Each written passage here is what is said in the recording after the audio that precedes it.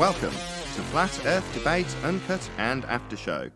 I'm your host Nathan Oakley, and if you are new to this channel, or you've not done so already, then be sure to subscribe, hit the bell notification icon and join button if you'd like to become a Nathan Oakley 1980 channel member and keep up to date with the Flat Earth Debate. If you would like to support the channel, there is a super chat that runs alongside each of these shows while they premiere, and there's also a PayPal, Patreon and crypto link in the info box below the video. Also below this video you can get £50 for swapping your UK electricity supplier to Octopus Energy, and this is of particular note if you drive an electric vehicle. Speaking of Patrons, I'm going to do a quick shout out to all of you who do support me on Patreon, so a massive shout out of thanks and appreciation to Fiber Oats, Bogey, Michael Kahn, Sarah Griffiths, Rob H, Ben White, Maximum Gravy, John Kays, Tommy Swagnutz, Patrick Gunnels, Banter, Will Brax, Mel B Styles, Troy Shuker, Bose Nail, Maris, Hairy Blade, Mobile Max 777, Neo the One, Lost Cat FE, Rob W, Open Minded, Reese Pound, Del West Watson, Muted, Maria Neelands, Unbelievable Productions, Blue Ridge Ranger, The Real Gabster, Liam Nedrick Jr., Abraham Mohammed, Adrian Quintana, Skeptic936, Life is Short, and Texas Mike, and David Wayne Foster. So another massive thank you to all of you for supporting me on Patreon. Now I will hand over to whoever is in Discord and Google so you can enjoy their dulcet tones while I set up for today's live show. Steve A. Hey, Neil. Kind of quiet. So, Neil and Harp should get together. They love talking about football. Yeah, I got counting down the days. Today's Thursday. I gotta get through today. I gotta get through tomorrow, and I gotta get through Saturday, and then it's Championship Sunday. is that real? It's real to me. Wait a second, Steve. Don't ruin it for Neil. It's real to me, and I'll tell you why. Because I sit there and I tell my sons how the game is going to unfold, and then when I get done, I say I know football.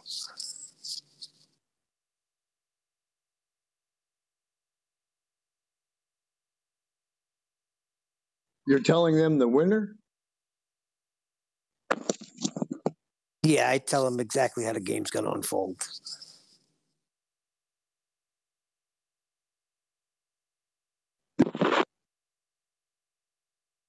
Yeah, they really turned it into a entertainment show.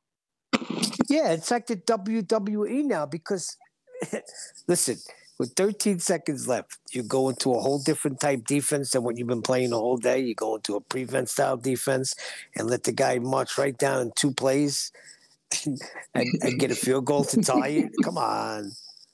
All they had to do after Buffalo took the lead, all they had to do was squib kick it straight down the middle of the field, take another 4 seconds off the clock, and they don't do that? Come on.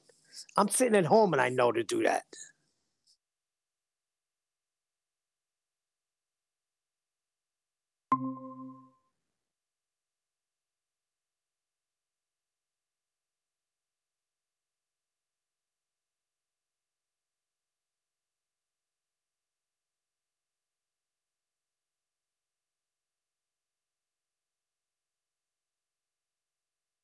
Well, there may be some creed to that. As was it Harp? He said the last game it was so like amazing, or was it the last game? He said he couldn't believe it, but he really enjoyed it nonetheless. But he just couldn't believe it. He said, so it kind of gives credence to like it being set up to make it seem very exciting, like a WWE or F would seem. I don't know. It's hard. How, with the whole fix thing, it's a team. I mean, it'll be hard to fix the whole team. But then again, being in the nature of our reality, nothing's impossible. But let me tell you something. Here's a rebuttal that you get. Instead of dealing with the elevation angle, this is what you get. Which models do you guys own? I own a David Mark 25, and the manual that came with it clearly shows that Earth is a globe and that the Sextant works just fine. No rebuttal, just, do you own a sextant? And they give us the name of the sextant that they own. So freaking what?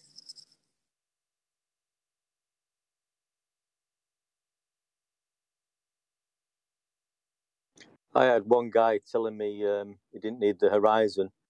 You just have to look at the luminary, and the sextant automatically tells you the angle, and you don't have to drop it down through the horizon mirror. This is how bloody stupid they're getting, I think. Well, this argument has them in a bind, a real bad bind.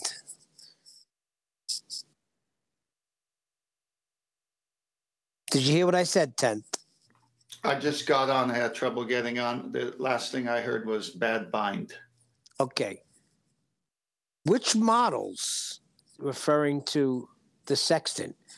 I own a Davis Mark 25, and the manual that came with it clearly shows that the Earth is a globe and that the sextant works just fine. Yeah, that's the manual I sent to Brian that he displayed. They just have an orthographic drawing of a circle that they call the Earth, and their measurements are always coming from the center of that two-dimensional circle, but they say it's the Earth. But we all know that you never take a sextant sight from the middle of anything. You take it from the surface of the Earth that you live on. So they're fooled by pictures. That's why Nathan said everything below this line is not true. Their argument with that about the sextant would be the same as saying, because I own a drill, right? Drilling holes into people's heads releases the demons. Look, you can see steam come out when it's cold out. It's just they're not answering the question, and like Tenth said, they're willfully being deceived right now. Well, Nathan, you there? Or are you getting coffee? Coffee. All right.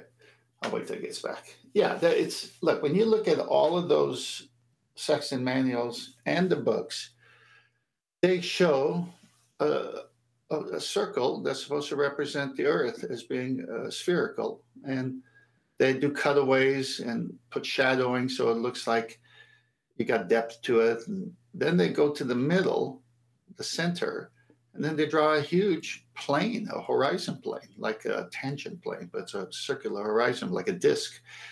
And they've got their baseline there. So they got their baseline at the center on a plane that's equal to 0, the equator. So that's their baseline. And then they go all the way to 90, which is the maximum height that you use, because that's the zenith. And so it's always between 0 and 90. Well, you can't get 0 and 90 on the surface of that thing. You can only get it in the middle, and it's only done with drawings. It's never actually done. So they first measure the Earth flat, then they take that measurement and say it's coming from there, and there is the center, which is flat all the way to the edge to the equator. So they need a baseline, a flat baseline, to even get the angle.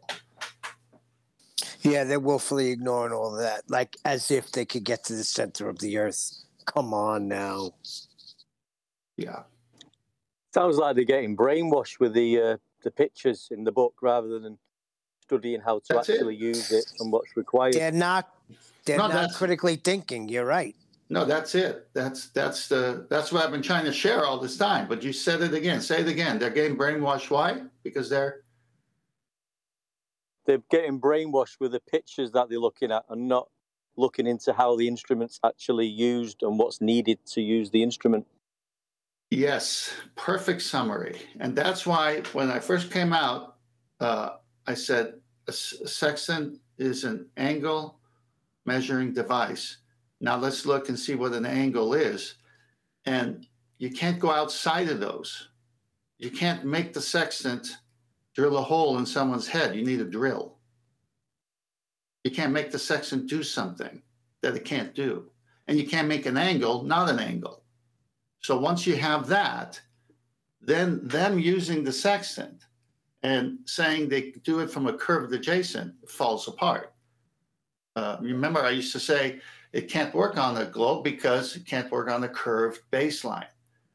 Huey summed it up nicely with the question. It's the same thing, but it's put out better, if you follow. Yeah, it's an elevation angle. Yeah, an elevation Exactly. angle is an elevation from horizontal. So end game. Correct. And that's the other thing. Horizontal to them is their sensible horizon, or sometimes called the astronomical horizon. You remember they have all these horizons? Well, what they're saying is, if I look straight out with my eyes with the sextant eyepiece there, I need a baseline. That's my horizontal. That's my sensible horizon or astronomical horizon. It's in the air. Okay, well, this is why you do dip correction when you're at sea. You do dip correction at sea because you're 14 feet above the water, let's say, and you need a baseline. Well, you do the dip correction and all the other corrections, and it gives you that baseline as if you took the sighting from the surface of the water. Now, you can say that your eye line is horizontal because you have a parallel baseline on the water that you're using to give you that other one with your eye line. It's very difficult at sea when there's nothing to allow you to show vertical, your zenith, your plumb. How do you get a plumb at sea? The thing's rocking and going. So you use the only thing at sea that's stable. What's that? The horizon. Okay, but you're above the horizon because you're above sea level. So you bring it down to sea level. Now you got your baseline and a 90. Now you could use that sea level as your horizontal to your eye line. So basically, in their drawings, we show this. They have the dotted line for the sea level, and then they got the straight line coming out of the eye, and it's parallel. And that's why the Sextant trap worked. Because why do you do dip correction to get a horizontal eye line at sea, but you don't do it with the bubble sextant or the artificial horizon? Because both are artificial horizons. It's a bubble horizon and the artificial horizon with the pan of Mercury. Why? Because you've already established horizontal. It was so good. They fell in for it. Hook, line, and sinker. That's right. Reel them in.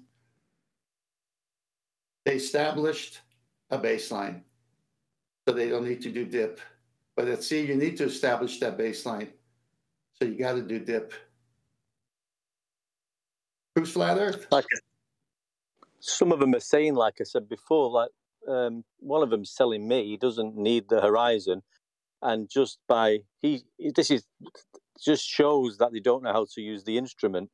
They think by sighting the sun through the sextant, that automatically gives them the angle, and they don't have to bring it down through the horizon mirror to the horizon to get the angle. They just interesting. Yeah. No, I'm glad you said that. Interesting enough, in that same Davis manual and all the other manuals, it tells you point to the horizon, bring the luminary down to the horizon, do the rocking motion to make sure you got a vertical in the middle. Obviously, you're not going to do it on an angle to the left or to the right. So as you rock, you kind of see what verticals looks like. And then boom, that's when you say time and degree and everything else and start your paperwork. But the whole point is they have a horizon mirror on the sextant for what? Glitter? That you don't use the horizon? Hey, Ted, let me ask you a question. Do you have a boat or you don't have a boat? Did you have one at one time? Is this directed at me? Yes. Yes, I had a boat for 2.5 years in Newport Beach. Would go to Catalina on a weekly basis. Time to get in the boat and show these clowns how to use the sextant. No. I don't need to get into boating. I'd love to get into boating again. It's the best time I ever had. But the whole point is, all I have to do is read the sextant manual and say, see this orthographic view of the ball that you keep wanting to show? Let's go read about angles, and let's go read about dip correction. Let's go read about horizontal and horizon mirror. And then for you to say, I noticed the picture of the ball, so I'm a baller. That makes me feel good, but I don't need the horizon when everything in the manual says point it to bring it down and waggle it over the horizon. I mean, this is nonsense. So what you're saying is the ball is not required. That's right. That's right. Hey, Nathan, are you there back yet? Like us talking. I don't know where the heck Nathan went. He came on, then he's gone. Well, I have a presentation I want to do today, so I got to let him know. Let's go, button pusher.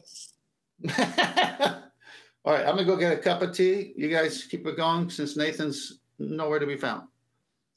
I guarantee he's going to go get a cup of tea and Nathan's going to come on. Been here the whole time. Hey, I'm let's just just be listening. really. What I Oh, tell you. damn it, he's back. Not back. I'd never gone away. We know that. That man has a presentation, I'm sure you heard, but he went to go get a cup of tea. What I'm hearing, while I was making a coffee from the kitchen at the start of that conversation, was you discussing how people are trying to defend the sphere below the flat line they're taking the angle measurement from. It's like, well, has anybody given us an R measurement? Did I miss that? We've got Yeah, R? that's true. We got so wrapped up in other talk that we forgot. You're going to need an R for that. You're right.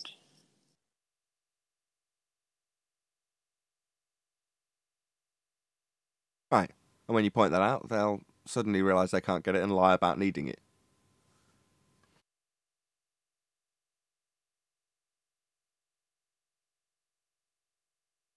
Yeah, all you really need is a horizontal plane to get the angle. You don't need the horizon. Yeah, hence you can do it without any adjustment or correction if you use an artificial horizon. You just need the horizontal plane. That's all you need. You're acquiring it with an optical phenomenon, which is the horizon.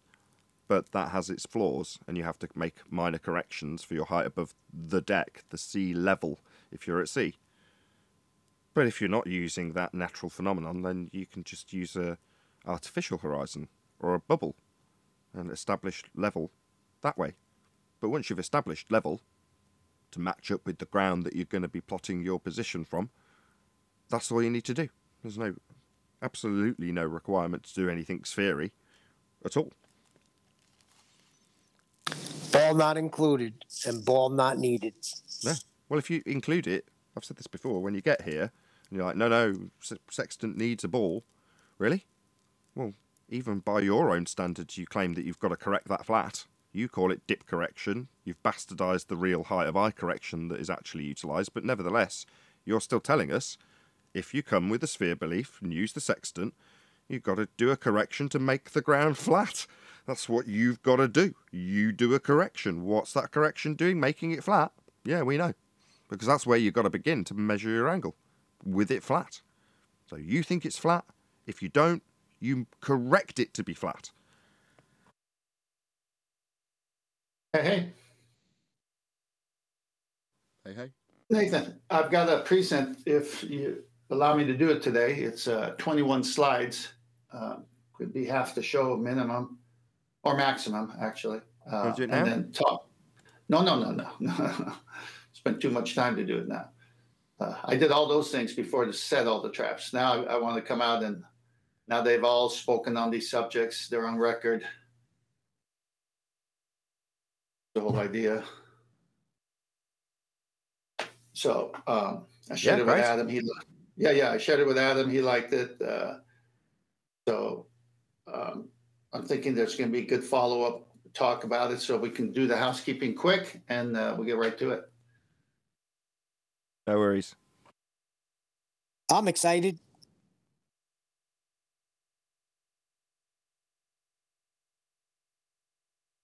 Yeah, so am I. They keep saying things that go against their own books. Everything I've ever shown, every citation I've ever put up comes from heliocentric sextant viewpoint. I like how you assume that I'm not here when I've got to let you in. No, I'm having fun with you. Are you kidding me? Of course you let me in. Yeah, then you go make coffee, so you're not here. No, I wanted to ask this question about the present, but you weren't answering. So then I said, oh, well, he's listening, but he's not answering, so I'll have a little fun with him. Right. And I got your pun yesterday about the mountain, the steep. I was the only one who got it. We all missed that guy's pun with the urine. I heard it yesterday. That's been used before. Said if you're a ball believer in 2022, you're in big trouble. Yep. I didn't hear it until yesterday. I've heard it all before. It's just the same piss. That's when. Yeah, ruined my pun. Thanks, Neil. Yeah, that's when Nathan tells him to piss off. Well, what was Nathan's pun? No, you decided to ruin it. Now you're not going to hear it. That's right. This is the hill you'll die on.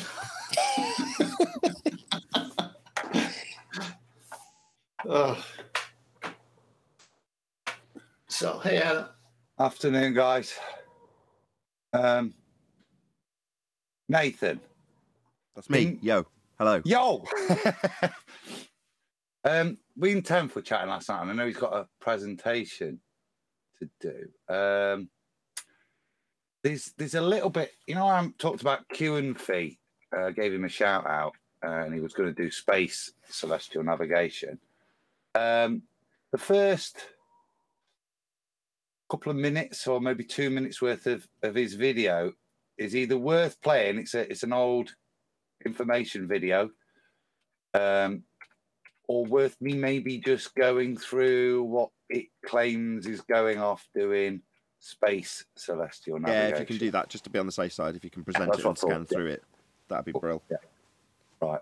I'll need 5 minutes just to rewatch it then, and then I'll jump back in. Okay. Just so yeah, so you can narrate basically someone else's video with their information, just so I don't get copyright strike. Thank you so much. No, it's hey, Adam. Yeah.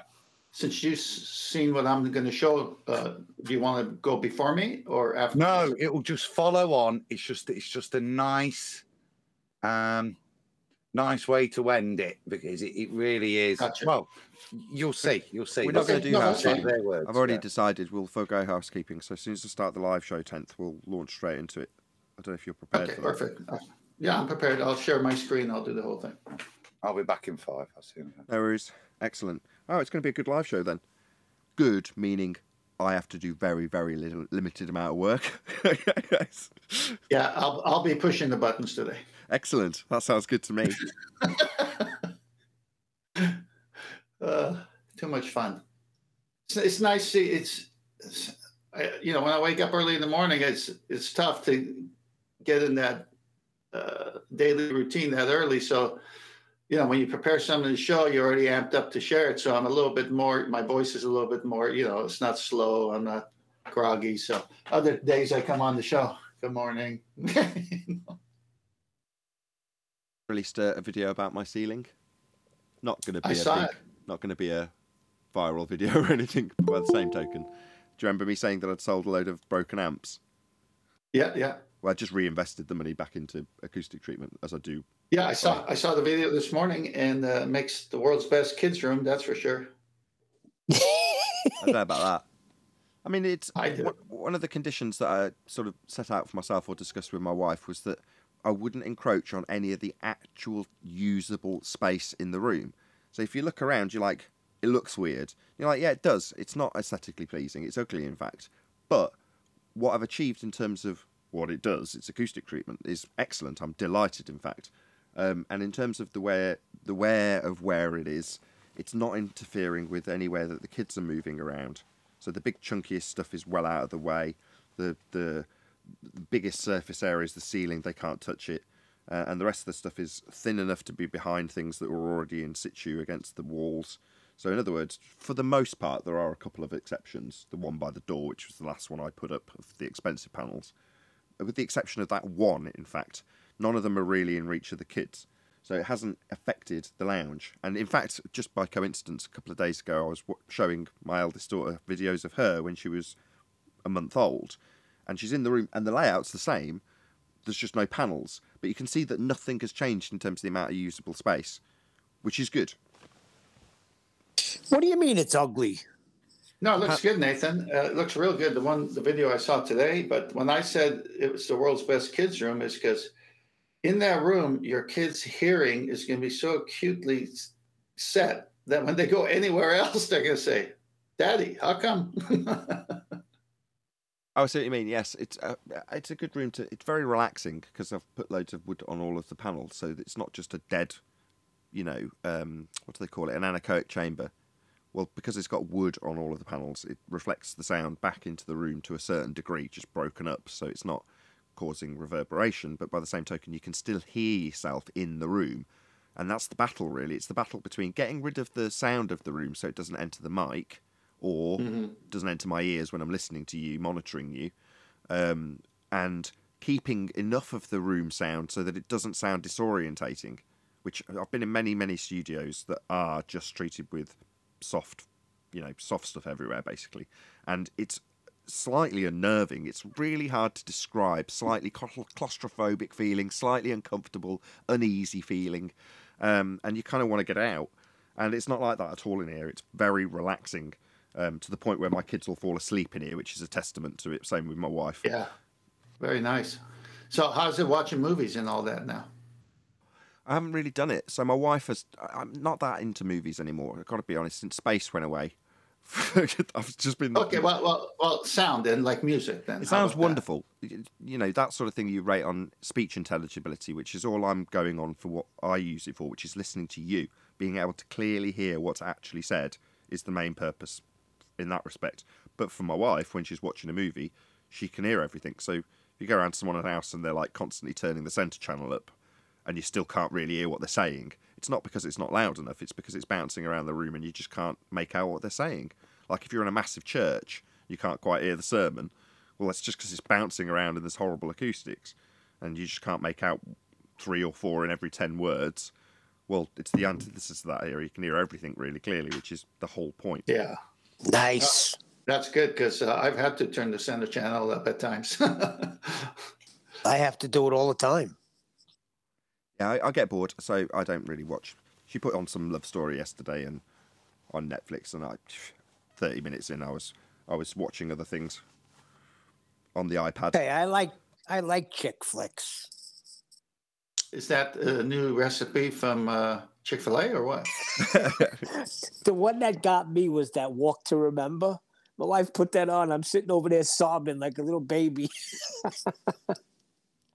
Movies do sound good. The last movie I watched was actually something that you'd recommended, Neil, which was Ford versus Ferrari, although it goes under a different title, Drive or something like that. Anyway, that was the last movie I watched. And shortly after I watched it, an amplifier blew up and I just lost all interest again. But that's all been solved now, so that was like a 2-year woe. And the treatment in here, actually, as a plane goes over with my window wide open, the treatment's been like 2.5 years of literally scraping and getting a few quid together and then buying a panel each month. This month I bought a little bit more because I've sold a couple of old amps that were, being used to run the show but broken, and then I've replaced them with studio amps, which are far superior and cost a fraction of the cost of domestic amps. Just better in every way, cheaper in every way. Anyway, I won't get into that. But I'm very pleased. Everything's working for the first time in ages. It's safe to say you have many panel members now. Hey, listen, Right. You're putting back into your job. This is your job. You always say it. This is how you make a living. And, it's good to know that you put back in. You're not just, whatever it is, that's what it's going to be. You're a perfectionist, and I like that. I want it to be better. I joined a forum yesterday from another YouTuber who does videos on recordings. He's actually a mastering engineer. Either way, his name's Streaky, and he's just released a forum. And I thought, yeah, I'll join. No, why not? I've got nothing to offer the forum. I can't really. I might have a vague idea about acoustics, very vague, but it's all from other people, and I've just implemented the stuff that I've learned from other people. So from that respect, I'm not going to really give anything to that forum, but I might be able to offer up a question here and there that I can get answered. So I've joined an audio forum again, like you say, just because I want to raise the standard of the show.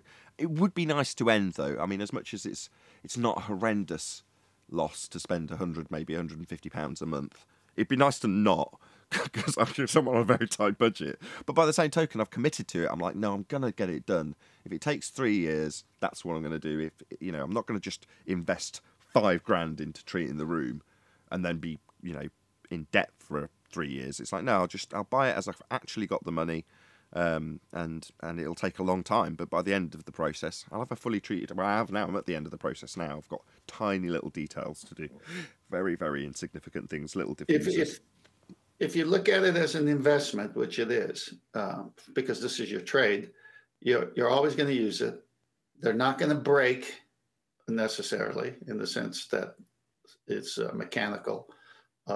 And the price of these will only go up in the future. So you're basically buying low, but never really selling. But if you ever did, the value would be up and you'd be able to make your money back threefold.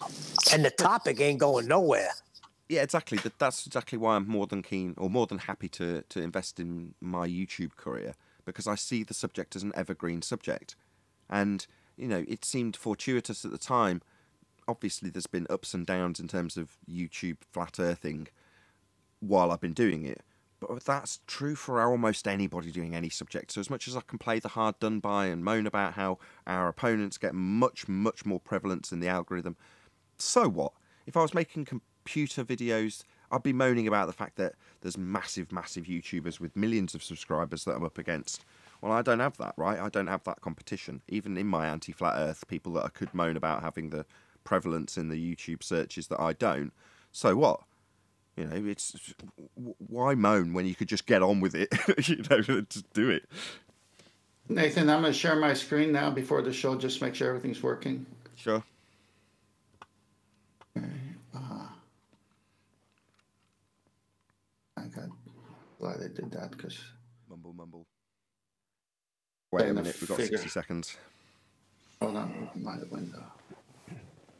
Share now. So if you're watching, enjoy the dead air while 10th kills the conversation. I was gonna say my son showed me a video on that this guy Professor Dave answers Bob. He's like, this guy's got over 9 million views. Cool. Yeah, that's working fine.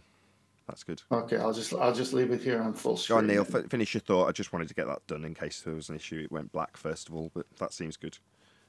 He was just showing me that Professor Dave answers Bob, and it got 9 million views. And he said, "How come they have 9 million views?" I'm like, because that's the heliocentric side. They got more.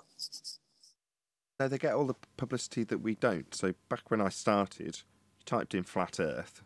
And there's a fair chance if I'd made a video that day that I would be at the top of that list. You know, above Mark Sargent, above everyone else. Now, where's Mark Sargent? He's not there to be above, right? Professor Dave and Simon Dan and even the interview that I did with Vice. Well, that was a particularly negative video, but the person who's spitting out that story with their theremin or whatever, it's musical, over the top of me talking, you know, they're obviously anti-flat Earth. So, therefore, that's at the top of the list with all the rest of them. But as for the actual videos we make on the subject, they're nowhere. They're in complete nowheresville.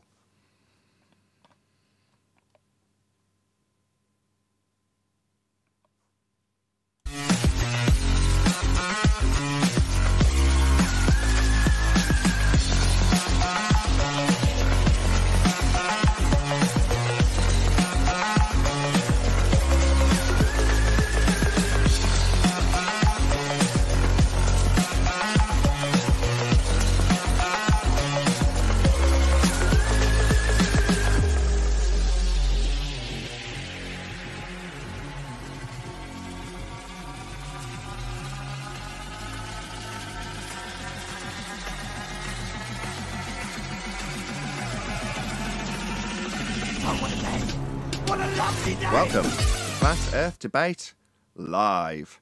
I'm your host, Nathan Oakley, and if you are new to this channel, or you've not done so already, then be sure to subscribe, hit the bell notification icon and join button if you'd like to become a Nathan Oakley 1980 channel member and keep up to date with the Flat Earth Debate. If you would like to support the channel, there is a super chat that runs alongside each of these shows while they are live, and there's also a PayPal, Patreon and crypto link in the info box below the video.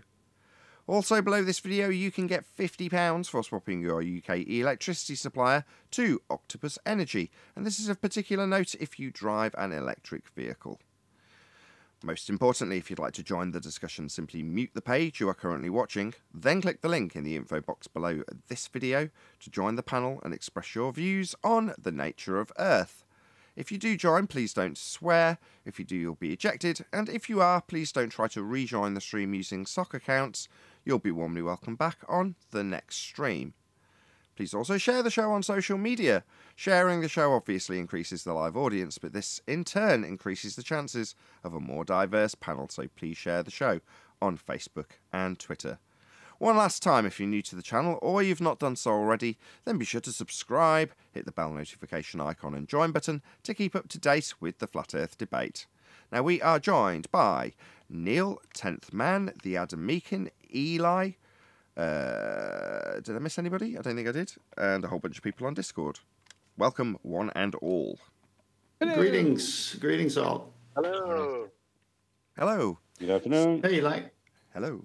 So today we've got a presentation, and it's a long time in the making, and it's going to be presented by 10th Man, and as a result we are going to step over the typical housekeeping that we do at the beginning of each of these Flat Earth debates, because we've got this presentation, and it's based on a lot of the current housekeeping question answers that we get normally after only one has been asked, which is in regards to elevation angle, because it proves the Earth is flat. However, prior to us stating it as clearly and as overtly as that, and I'll state it again just for fun, elevation angle, that proves the Earth is flat. But prior to us stating that overtly, there was many a sextant trap and others laid by 10th Man and others who are in the research / expose stage of this particular argument. So with all of that said, 10th has gathered his thoughts and developed a presentation which is going to take a wee while to go through, and I hope, I'll say this while Arwen's joined, I hope you will all beg 10th Man's indulgence while he goes through that. Once it's done, and before we get any comments from anybody... Hello, Arwen. Hello. Before we get that done, there'll also be another sort of add-on presentation or comment thing that I'm not 100% sure of what we'll get, because it's only just been passed under my nose by Adam, who's still here, is he? Is Adam here? Well, he's disappeared for now, but he'll come back and play a video which he'll narrate once 10th Man is done. So, with all that out of the way, are you ready to rock and roll, 10th Man?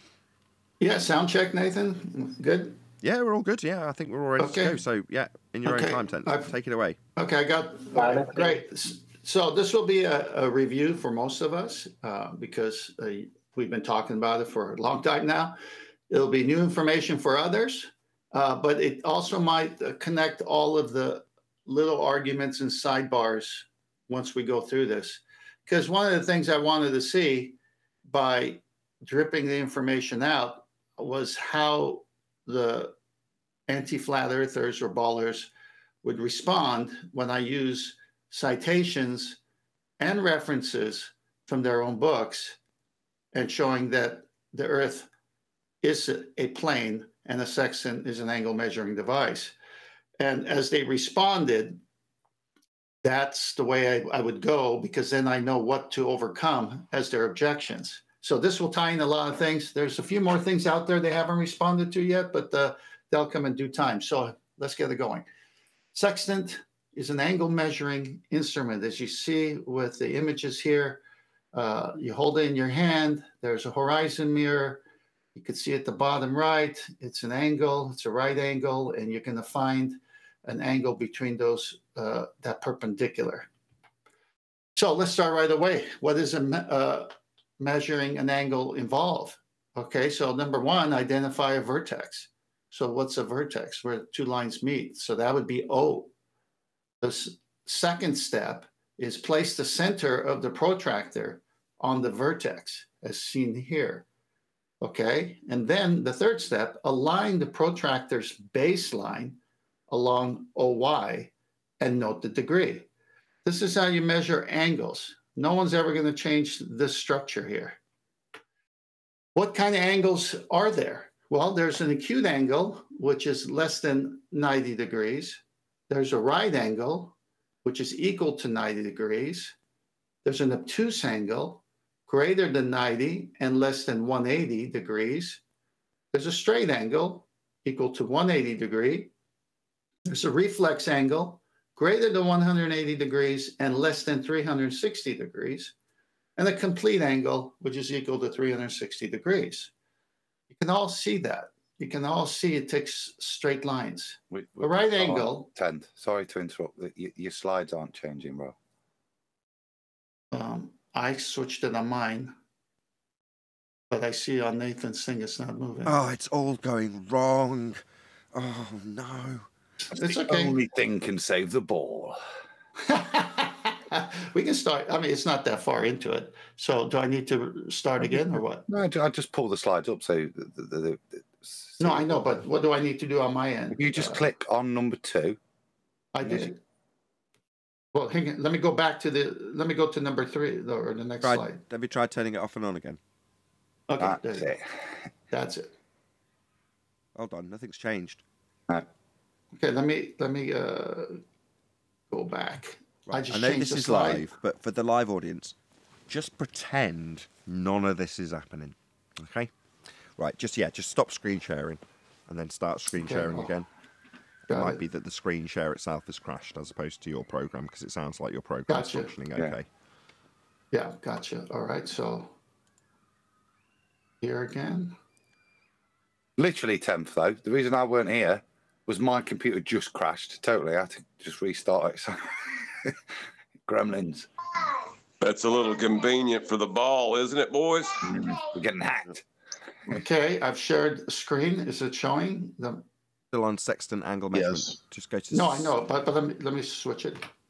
Yes. The switch. Yes. Okay, let's go back. We'll start again. No. Just you were about to move on to the next slide anyway, so. All right. Let's go to right here then. Is this okay? Looking good, right? Just for the audience, we're back in the room. Okay. All right. So we just reviewed. We had a little technical difficulty, but you saw what I did here, sharing what angles are. Moving on to types of angles. This was the last slide. So you see the acute angle, the right angle, the obtuse angle, the straight angle, the reflex angle, the complete angle. Is your screen? I'm looking at my iPad. I don't see it changing. Don't worry about that. It's all good. Okay, perfect. All right. So a sextant is an extremely precise protractor. It's used to measure the angle between the horizon and the heavenly body. I'm going to go back a slide. So you can see here, it works with a right angle because this would be the highest point in the sky, the zenith, and this would be your baseline.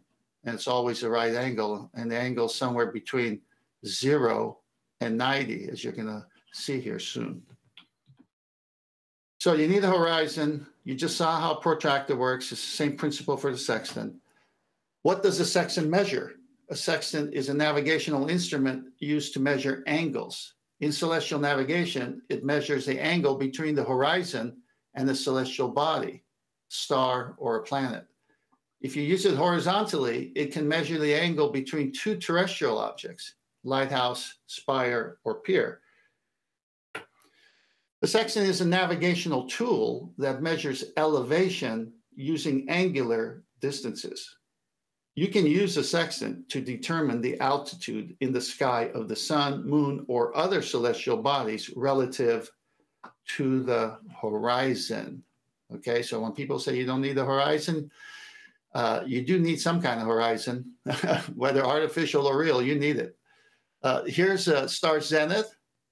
Okay, so it would be directly underneath. Here's your baseline, and here's the vertex.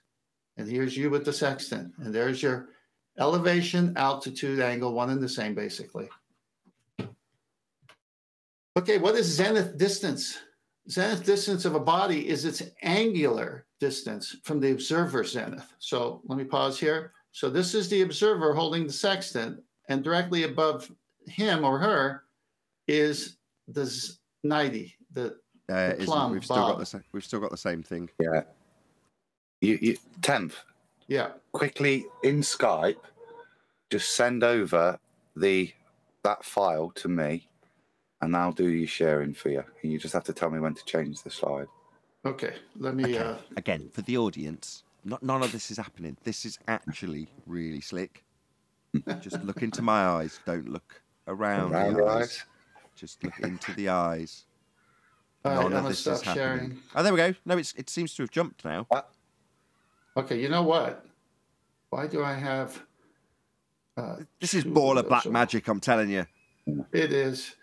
Shadow banning. Okay, you want me to reboot? Adam, you want me to reboot and do it again? Because something's wrong here. If I reboot, I'm sure it's going to work. We'll send it. I'm counting this as evidence of Earth curve. I am too. I mean, basically, you're proving the Earth is a sphere with this nonsense, you know. Let me try to reboot and come back, just because I can control the movement, and it'll be a nice presentation. And then I'll send it to Adam. Okay, yeah, you drop out, reboot if that's what you think will solve the problem. Probably won't, but we'll do that. Sorry, that's apologize. Okay. We'll rattle our way through housekeeping. Any evidence of a physical geometric sphere-edge horizon, formerly known as Earth curve? Just seen it. You just saw it in the incompetence of a presentation.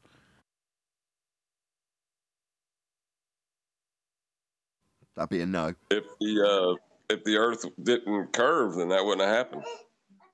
If the Earth didn't curve, we wouldn't have a flawed 38 document presentation from 10th Man.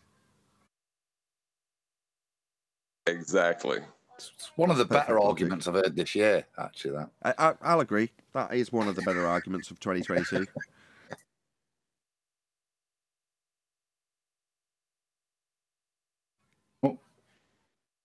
Any evidence? It replaces my bread becomes toast argument. Okay. Any evidence you can have a curved adjacent whilst acquiring an elevation angle? Yeah, this will come to that video. Maybe I should play that. I'm down with that. Yeah. I'll just share now. So the other day I gave Q and Fee a shout out. Bring it up now, Nathan. I'll make it big as well. I just want to reference. He goes through a lot of stuff. He does within this video. He does a lot of 3D CAD, taking on some of their assumptions, and it's some lovely sextant work sticking on a ball. And he does show one hell of a lot of problems. Okay, in terms of time and date, etc., etc., and where these things, if they're on a ball, are actually pointing to. They're not pointing to the same thing. But like I say, shout out the video. I'll post it and recommend people to watch it. But the bit I liked was this bit, which is just a little clip from one of the 50s, 60s American NASA videos. I'll just keep stopping it every so often.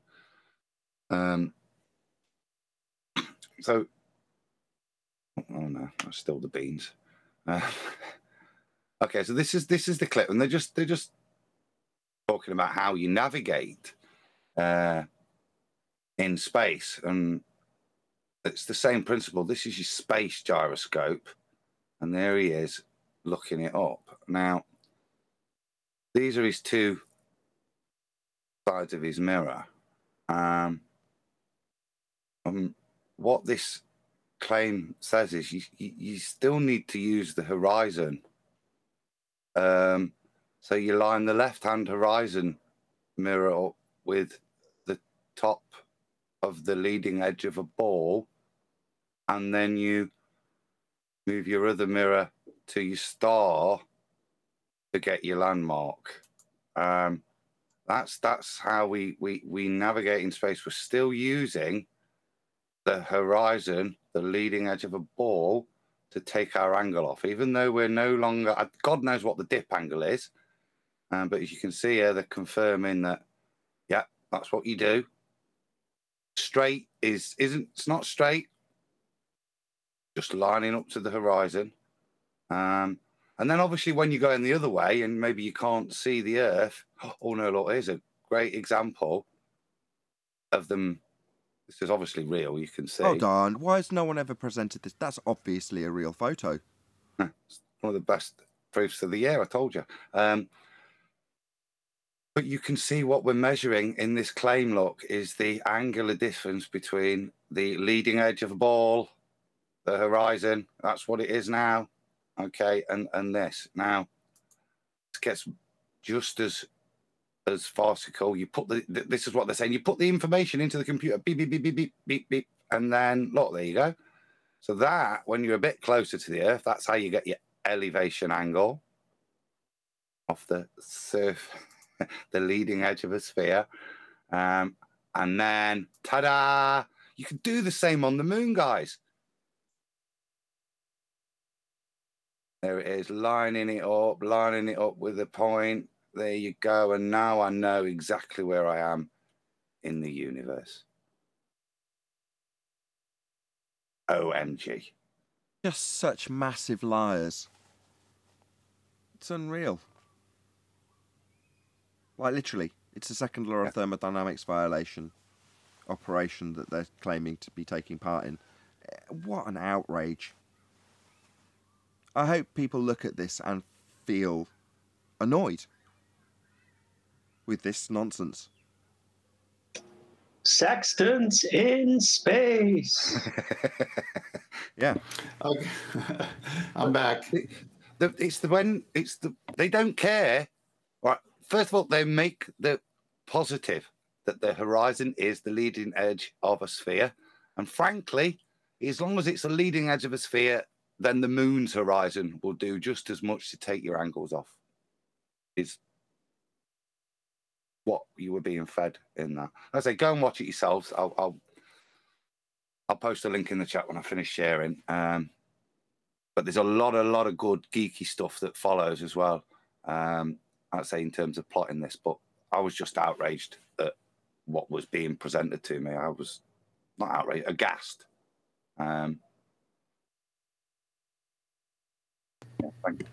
Right, brilliant. 10th. I don't know if you've sent your file to Adam just in case. No, I'm going to try. I'm going to try it here. Just a little technical help from you guys. When I present, it gives me three choices: your entire screen, a window, or a tab. The last time I did a window. Should I do entire screen this time? A tab. Is it not? Tab, okay. It's just a tab, isn't it? And then select PowerPoint. The PowerPoint tab. It's not select. Then it'll be a window. Don't do your whole screen because it'll look a mess. Oh, that's what I had last time was a window. Yeah, stick with that. Okay. Sure. Hold on one second.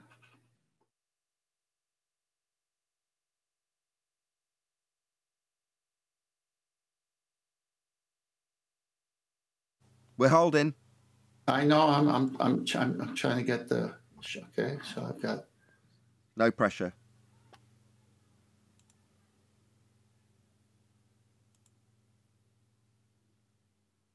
Good? No.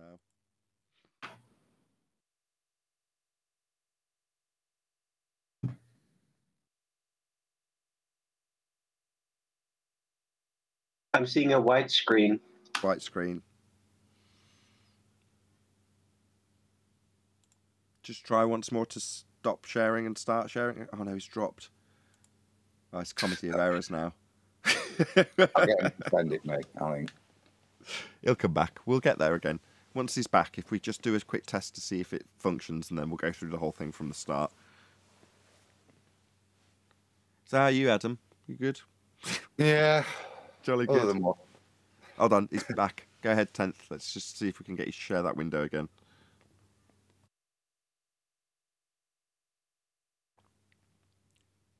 This is the kind of riveting action that gets me super chats, you know, so that looks good so far. Do you want to see if you can flick on to the next one?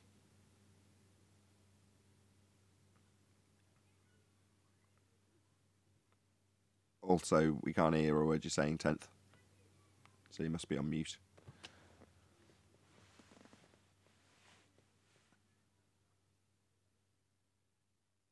Yeah, well, 10th, you're on mute. You're on mute, 10th. But we can see that the screen's flicking, so once we've got 10th man back off mute, we'll start the presentation. Okay, am I okay now? You're brilliant. Right. Coming through loud and clear. Brilliant. Sorry. No, don't apologise. It's just one of those things. Do you want to start from the start? Yeah, definitely. All right, Sextant angle measuring instrument. We're going to be talking about what it can and it cannot do. All right. For some of you, it's a review. Some of you, it's new information. And let's go ahead and begin. So basically, what is it to measure an angle? So as you can see here, step one, identify the vertex. So O is the vertex. Step two, place the center of a protractor on the vertex. Pretty simple. And then step three, align the protractor's baseline along OY and note the degree. That's how the sextant works. That's how protractors work. Sextant is a glorified protractor. Well, how many angles are there? What types are there? So acute angle, less than 90 degrees. Not working. So I switched. It's not working. It worked yesterday. Just send it All me right, and I'll send it to you. Yeah.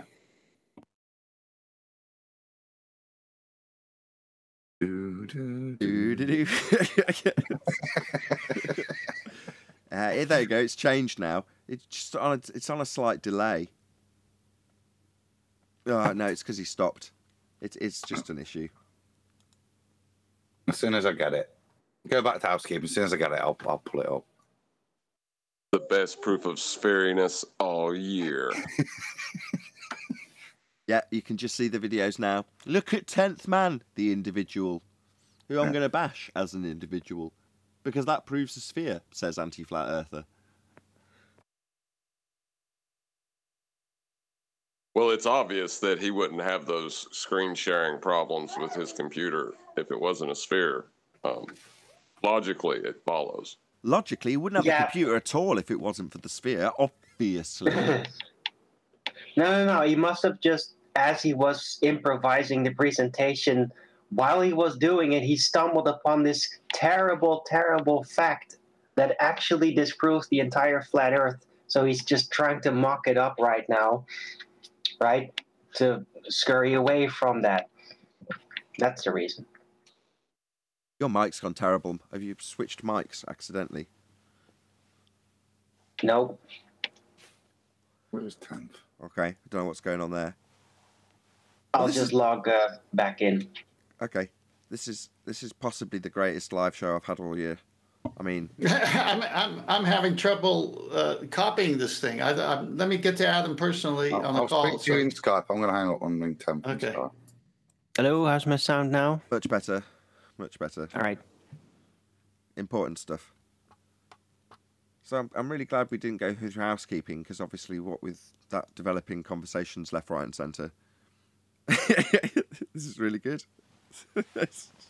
113 people watching us experience technical issues with this presentation. But that's life, people. Can't all be riveting shows. Sometimes you're going to have technical issues. Here, I'm back. Are you there? I'm here. I didn't go anywhere. I'm live. I'm broadcasting to over 100 people. Hello. Can you hear me now? No, let's do this. No, we can hear you, 10. No, I'm trying to do this with Adam. Why am I on a live show? I'm trying to have him show me how to send this to him. Oh, he's disappeared to go to Skype to have a conversation with you on Skype, I believe. Yeah, not me. Not you, John. There we go. So we've lost half the panel during the live show. They're discussing the technical issues during the live show on a completely different platform. That would be Skype. So happy days. I mean, things couldn't really be going any better. I mean, this is ace. And therefore, it's a sphere. Sorry, gentlemen. I mean, what you've been hinting at, John, is that we don't actually get any sphere proofs. That much is absolutely true. But what we do get is personal attacks. All day, every day. Say again? I said all day, every day. It's all they got anymore. Yeah, attack the individual. No offense. I remember at one point in time. Go ahead. I was going to say, I remember at one point in time they used to claim they had measurements of this shit. And before that, they used to claim they had science.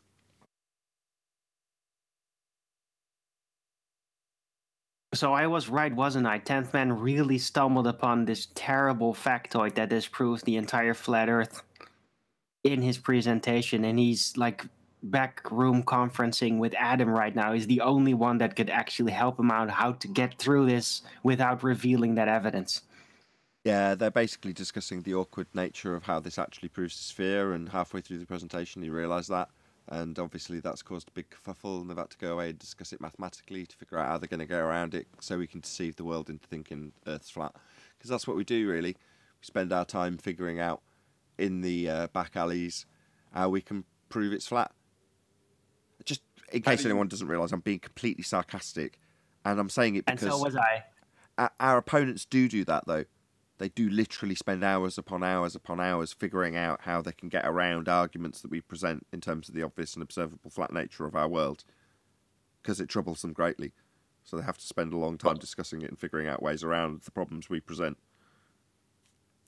How do you get a curved adjacent from a angle from a curved adjacent flat earther? How would you get 90 if you've got a curved adjacent? How would you solve the problem that you've presented to me that I can't solve? Yeah, but they overlook that there really isn't any problem at all, because there's just terrestrial refraction, which makes it look perfectly flat, and that's really what you need when operating an optical tool, you know? Yeah, you're going to need half of that.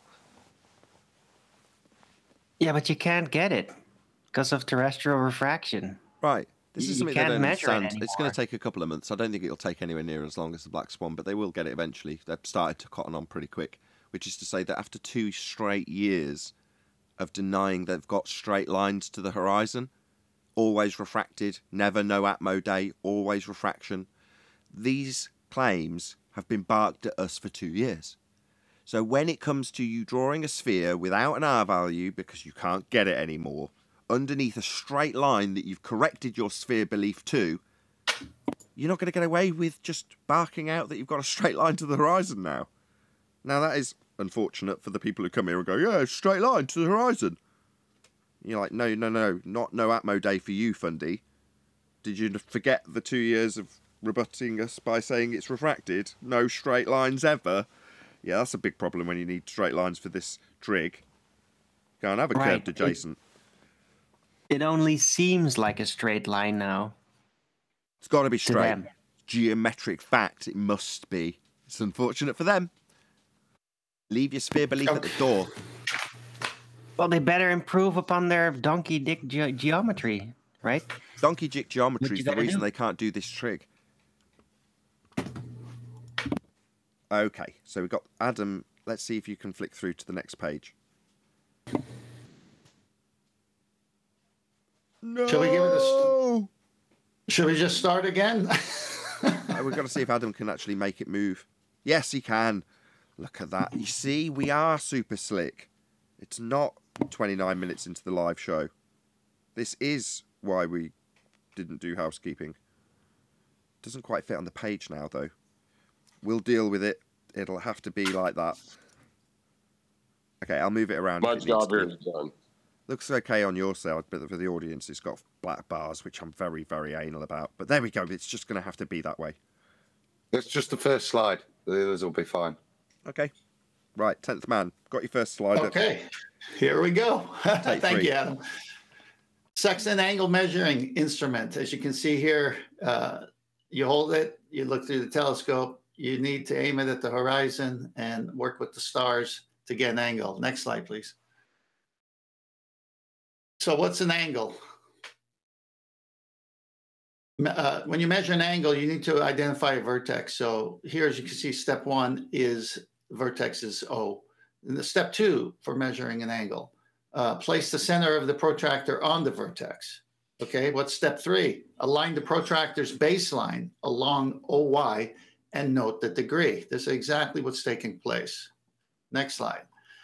Types of angles. There's an acute angle, which is less than 90, and the right angle equal to 90, an obtuse angle greater than 90 and less than 180, a straight angle 180, a reflex angle greater than 180 and less than 360, and then a complete angle equal to 360.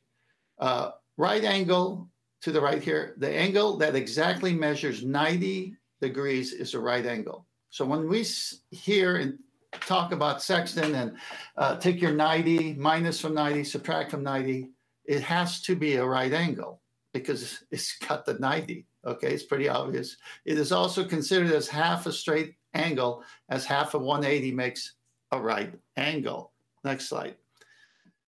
A sextant is an extremely precise protractor used to measure the angle between the horizon and the heavenly body. So as you can see, if Adam points up to that star, that's at 90, and then the horizon, there's your right angle.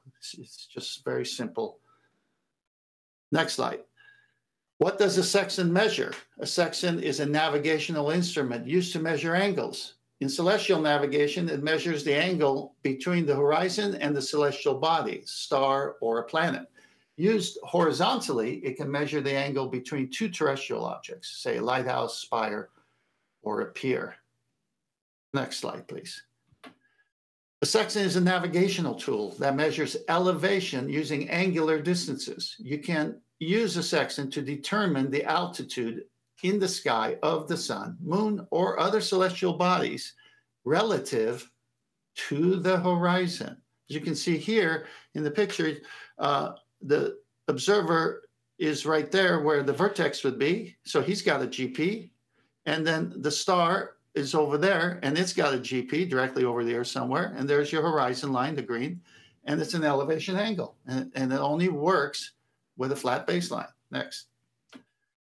Zenith distance. This is key because the sextant doesn't measure zenith distance. It's a complement of the first measurement, the angle. Zenith distance of a body is the angular distance from the observer's zenith. So you see, it's the angular distance from your zenith. It's the complement of the body's altitude. When the altitude is found by measurement with the sextant, the corresponding measured zenith distance becomes available. As you can see there with the blue dotted line. That is the radius from the GP of the sun or star to you. That is in nautical miles. Next slide. Altitude, height observed, is the observed height of the star or sun and how co-altitude, 90 degrees minus height observed, the elevation angle, is the complement of the measured altitude, also known as the zenith distance. Co-altitude equals 90 degrees minus the observed height of the sighted star. Whenever you hear them squeal when we say 90, this is why. So now you've got the first part already measured. Now I'm just highlighting this, the second part, the complement, the angle, the co-altitude, the zenith distance. Next. Altitude or elevation, the angle the object makes with the horizon. Objects that seem to touch the horizon have an altitude of 0 degrees, while those straight above you are 90 degrees. The zenith distance is 90 degrees minus the body's altitude above the horizon, the complement of the altitude, and hence is also known as co-altitude. I took the liberty to take another image where they have 3 circle of equal altitudes, and each of them would be different radiuses from the GP of the star 1, star 2, star 3 to the observer. But it's pretty obvious that when I do that drawing of the complement, the zenith angle, the distance with the dotted line, that is what you're looking for after you get the elevation angle. This is how it works, folks. This is all from their books, by the way. All these quotes and everything is from their books. Next, please. Well, what about Alt-Az coordinate system? This is a local coordinate system to use for locating objects in the sky as seen from a point on the Earth's surface. Key point. Azimuth is the angle of the celestial object around the sky from north. It measures along the horizon from north, 0 degrees, through east, 90 degrees, south, 180 degrees, west, 270, and back to north. So if you look at the image to the right, north would be starting 0 because it can also be 360. And then to the right would be 90. And then straight down from north would be south, 180. And so you know that GP of that sun, the bearing would be something past 180 and before 270. So we can guess and say it's 205. But it's in the book once you do it. So that's how you get your bearing to the GP. Next slide. This is interesting. This came from one of their sites. A guy took a paper plate and decided to show it in a simpler fashion, I guess wanting to communicate to younger minds, but it's the same thing. Right angle. An angle that measures exactly 90 degrees is called a right angle. It is formed when two sides of an angle are perpendicular to each other. They don't like that word either, perpendicular. So as you can see on the paper plate, you've got a sailboat. Directly above would be the zenith of the navigator holding the sextant. So there's your 90, but you can't get a 90 unless you have a flat baseline to be perpendicular. So there's your 90 degree. And then you measure the altitude of the star, the red, and then the co-altitude, the zenith distance, would be the difference. If you go to the right, it's the same thing. Height is elevation angle measured from horizon. Zenith angle measured from vertical. You can see it's matching everything I've shown so far. And then A equals azimuth angle measured clockwise from north. So you get your bearing, your direction. Next slide. Let's suppose you just used your sextant to determine that the angle between your celestial body and the horizon is 30 degrees. So your elevation angle is 30 degrees in this case, is seen in the picture below. From the rule of right triangles. Now I'm going to read that again. From the rule of right triangles, we know that the angle between a line extending up from your position and the celestial body is 60 degrees. Well, how do we know that? Well, 90 minus 30 equals 60. Pretty simple. You can see an interesting relationship between this angle in the air. You know those arc minutes and all that, nautical miles, comes from the angle in the air. You just measured the angle between your ground position, back to the ground, and the celestial GP. In essence, you just measured how many degrees of arc lie between you and the celestial GP traveling on the surface of the Earth. Not the center of the Earth, the surface of the Earth. What does 60 degrees of arc between you and the celestial GP mean? If you remember the old rule that 1 minute of arc equals 1 nautical mile, you have your answer. Your distance from the celestial GP is 3,600 nautical miles. How do we know that? Well, you minus 30 from 90 gives you 60. 60 times 60 nautical miles, 3,600 nautical miles. You are now entitled to draw a circle of position, a radius, 3,600 nautical miles around your celestial body, and be reasonably sure that you are somewhere on it. Stephen M. Kastner, PhD, is a researcher for NASA and author of 2 books. Next slide, please. Right angle, circle of equal altitude, a circle on the Earth that is the focus of all points equidistant from the substellar point of a celestial body. Another point, the GP.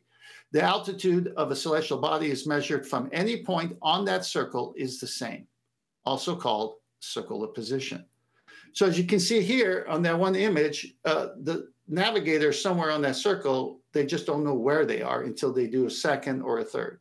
And to the right, we use the same illustration from their books showing a pole and how you can measure 60 degrees and it's equidistant anywhere on that circle. Next slide. So what is a circle of equal altitude? Back to that other slide. Well, if you sight one star, you're not really triangulating, but you know you're somewhere on that circle. But when you get the second star and third star, you can triangulate. And this is what it's showing here. And notice they got the box designating right angles. This is from baller site, not flat earth sextant sites. This is their drawing. This is what they're telling you is happening. And then we know what the zenith distance is the complement of each of those altitude measurements. Next. It looks like this. So if you shot 2 stars, you'd have the subpoint or the GP of the moon and the sun right there. And where the cross is where you are. Now, you know that you took off from Spain and you're somewhere near the coast of Morocco. So it wouldn't be the one in Brazil because of your dead reckoning the day before. So now you know exactly where you are in relationship to everything. Next. The big lie. This is the big lie for all those people who like to look at pictures and say, see, it shows it working on the globe. Well, no, not really. So as you can see here, and Adam, if you can take the cursor to the center of this globe model, you can see that's half of this protractor. And notice the plane. That's a flat baseline there all the way to the equator line, which, by the way, even on their model is 0 degrees. So you got your baseline 0 degrees all the way to 90. You can't get a more maximum altitude or elevation angle than 90. So it's a right angle. I don't know why they're afraid of right angles. Oh, I know, because it's a big lie. It doesn't emanate from the center of the Earth. It comes from the surface. In celestial navigation, we know that the sum of the angle and its complement is equal to 90 degrees. They form the right angle together. Next slide. This is what's happening. Everything, I'll give credit where credit's due. Nathan Oakley said everything below that horizon line is a lie. They first measure it flat. Then they draw pictures to show you that, look, this is where we're getting it from. It's not happening, folks. Any evidence? You can have a curved adjacent while acquiring an elevation angle. It's impossible. Next slide. Well, bye-bye ball, right? The black swan, because if they were going to prove a sphere, they could easily do it. But in this picture from BLMSB 69, he's at a 1 foot observer height. And according to 3959 radius, guess what? The limitation of that geometric horizon, the thing that blocks boats and buildings, the bottom first, has to be 1.22 miles. And yet we see platform Hill House at 6.21 miles. We see platform Habitat at 9.41 miles. And clearly the horizon is beyond that. So Earth curve is not where Earth curve should be, which means Earth is not curving. You follow? Next slide. Shout out to QE, who put together the Molus Tollens. It's going to leave a mark, and it has. That's where the Sextant was born. If P, then Q. Not Q, therefore not P. If the Earth is a sphere with a radius of 3959 miles, we're begging the question for you, ballers. If it is, then every horizon distance measurement must be no more than 1.225 times the square root of the observer's height in feet, Q, based on your curve calculators. Not Q, horizon distance is greater than 9.41 miles, therefore not P. Earth is not a sphere. Next slide. The height of the sun or of any star in the sky is called its altitude. And so the altitude is always an angle to be measured in degrees and minutes. The point directly overhead is the zenith. The angle between lines drawn to the horizon and the zenith is 90 degrees, or a right angle. Navigation, Harold Jacobi, professor of astronomy. Last slide. Any evidence you can have a curved adjacent while acquiring an elevation angle? Nathan, what do you think? I think it's an excellent presentation. Very well done. So although I said it in the build-up to the presentation, that's the accumulation of lots and lots of information followed by lots of traps being laid out for ballers to give us their absolute annihilation of their own claim. And be welcome to Flat Earth as a result, because to answer the question, any evidence you can have a curved adjacent whilst acquiring an elevation angle? No. It defies the trig. This is what you need. This is what you use, and this is how it's done. This, on the right-hand side, isn't. It's absolutely absurd. You've only got to look at it to know it's absolutely ludicrous. No, you can't have a curved adjacent. It's got to be straight for it to be a triangle with a right angle. Excellent work, 10th Man. Does anybody I agree. Just want to do one quick shout out to Fiber Oats, who says support Flat Earth debate with a super chat. So thank you very much indeed for the support yourself, Fiber Oats. Go ahead, anybody on the panel or anybody in Discord. Yeah, I just want to say great job, Tent. Outstanding. That's the big one right there. That baseline with the check. Check. This is how it's done. You should have put a big X on the ball one though. Yeah, great job, 10th. Very good. Thanks, guys. The teeter-totter is a big enough X.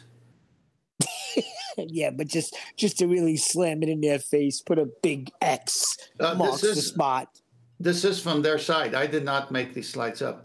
Both pictures are from a navigational site. Oh yeah, that's right. Oh boy. Oh boy. See, this is why I was so confident the whole time. I just kept using their information against them. Right, Adam, did you want to add something? Just to really reiterate, but I may have been missed, but this is really quite interesting, this bit, the alt-as coordinate system. This is key to it as well. And this is very different to the celestial placing. This is how the grid system for you. And just what I wanted to point out how this grid system's defined, look, is we take the observer, we take magnetic north as our first reference point, and then on a flat plane, we designate our bearing. That's what the azimuth angle is. But again, you can see that's playing out on a flat plane to go up to then get your zeniths, get your elevation angles. But again, it's another visual representation of the maths and what it's doing there. That this, even the azimuth angle, what you see, is applied onto a flat planar surface. It's not teetering on the top of that ball, that azimuth angle. Did you want to shout out QNFE as they're in the chat right now? Is he in the chat? Wicked. Yeah, I'll just say, I'll spam the. I'll stop this presentation, but I'll spam the link again. And just to give him that shout out, there's a lot of stuff in that. Like I said, there's that first bit which is to do with the NASA, but go watch it. It's some nice. I think it's Google SketchUp. That he smashes with, like I say, pointing out as you put these measurements onto a ball, then they should be. As I talked about meeting off in infinity, I think the one QFE does is the moon, which should actually not be off to infinity. So it should have a place of meeting, a point in 3D space. What he shows is it doesn't, and even more anomalies. And I think I'll say just refer people to a really, really good video, as he would say, you piece of shit. It's a great catchphrase. So yeah, shout out QFE, and yeah, was it SketchUp? Yeah, cool. There's your link there, bruv. So yeah, go watch it. Lots of quality information. And the final bit I want to say, it relates to this because QFE knows. He knows it. He understands it properly as well. And he makes a much better point when I'm talking about your personal dome and your celestial sphere. This is the same thing. And he'll make the point that this works for us. Like I say, it works for us to figure out where we are, not where they are. So yeah, shout out QFE. Great. Hey, Nathan. I've been challenged by Akuma Virus. I'm looking at YouTube chat here, and he says that's not true 10th. So, Virus, come on the show. Tell me what I shared that can't be backed as truth. Don't make claims that you can't support. There's nothing new that you've shared, which is nice. I mean, if you're a subscriber to my second channel or a channel member of Nathan Oakley 1980, then you'll be up to date with all of the uncut shows, which I call the pre-show, the bit before the live show, and then the after show is the after show. But in the pre-shows, for the last 6 to 8 months, we've had a stream of this information coming from 10th Man off the back of his research with Globe Believers published documents on the Sextant. Now, we've presented them and presented them and presented them. So there's nothing new in what we've presented today. I know you're itching to defend what you've just presented, but there's nothing new here at all. That's good. That's not a negative comment, 10th, by the way. No. I'm not itching to defend anything. It's a reckless statement by a person who's been on the show all those times, has embarrassed himself by saying he needs a horizon. It's a straight line to the horizon. What did I veer from that? Did I lie somewhere, Virus? I mean, this is silly for you to be in chat. Every time you come, you get demolished, and then in chat, you think you win because no one calls you out. Well, I'm calling you out. I put a lot of time into this presentation. Show me where I lied about it. I used all the information from your side of the camp. I've got over 30 books talking about heliocentrism and angles. This is all from your books. Well, it's projection, Tent. It's projection. If you do want to join, you can join the live stream queue, Virus, and I'll add you to the live stream show if you want to deal with this now. If not, fair enough. We both know it's all old data. It's all been covered long before. And I'll stress what I stressed at the beginning of the presentation from 10th Man, which is to say that this is a flat Earth proof. You and us, that would be, let's include the third group, anti-flat earthers, flat earthers, and globers all require this to be done on a flat plane. Now, if you happen to come into this discussion about sextants with a fundamentalist religious belief that the Earth is a sphere, then you're going to be correcting that. Now, you've bastardised something we call height of eye correction, otherwise known as dip correction, and have turned it into something it isn't, which is to say a correction for you from your fundy sphere belief geometric horizon we debunked, and you told us you haven't got a straight line to anymore for 2 straight years, to a flat plane. So even if you come here with a fundy sphere belief, you're going to be correcting that flat before we move any further. Now, this is a lot to take in for a lot of you on the anti-flat Earth side, I know. Doesn't change the fact that you're going to be correcting your sphere belief. Yes, whoever that is, go ahead. May I bring something new into the table? Feel free. Now, when I question life or how the world works,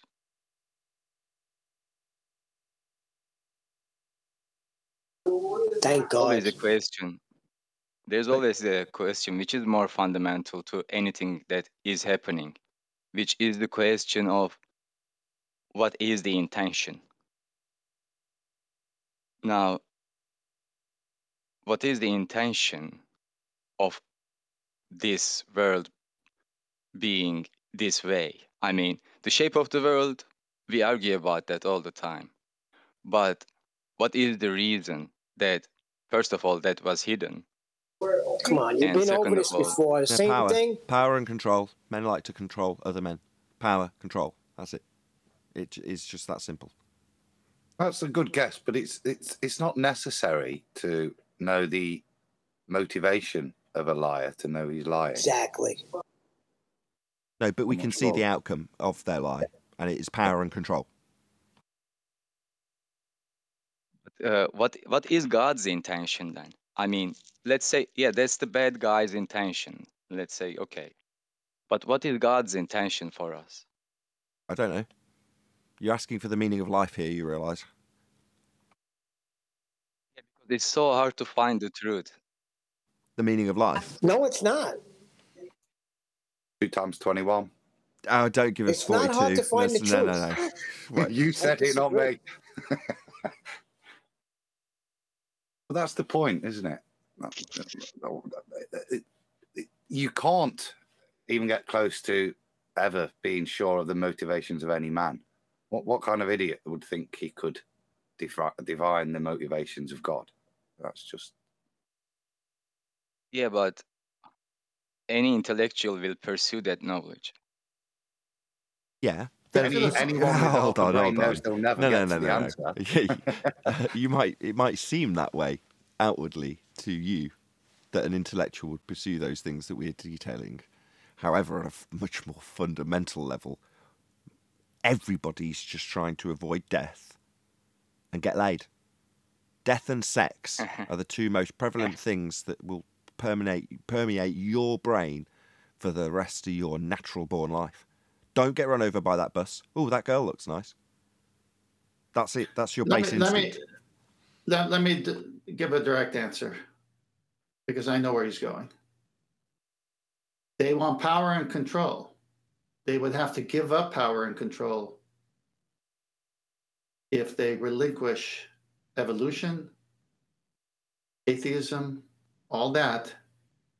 And if the earth is not what they say it is, then there's a higher authority than government.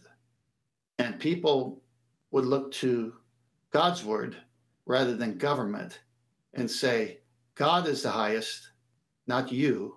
And that would mean they have no power and control. So Nathan's right. Hold on. You've inserted government, which is fine because that's obvious. And over when I say it's obvious, they want power and control. You can just look at the control system we live in and assert that without any concern that someone's going to challenge me on it. However, when you say government, when we're substituting religion and their control they had before they introduced the heliocentric model, then that's a slightly different story. No, I didn't say religion. I said I'm the not church. into religion. Well, I'm not even saying the church. I'm saying I am. creator. No, I know you are, because that's of course how Satan used it to deceive people. But the whole point is the creator. They don't want a creator because then the creator is above the government. And then the people are going to say, well, that's not the reason I was made. That's not my purpose. But if they take away the creator, then they have power and control. Okay, but now it makes everything more difficult because we have an enemy in the intermediate level between us and the truth, which have been deceiving our fathers and mothers and everyone around us, our teachers. They successfully deceived most people. And the Bible says, when he appears, we will be like him because we will see him just as he is. So, yeah, maybe we can deduce a reason from that. But at the moment, life is just too confusing because whatever we learn is open to critical investigation. And when you investigate into anything, you will find flaws in it. No, that's not true. Some things are empirical. Science is empirical. That's why I like that subject. Some things aren't agree or disagree.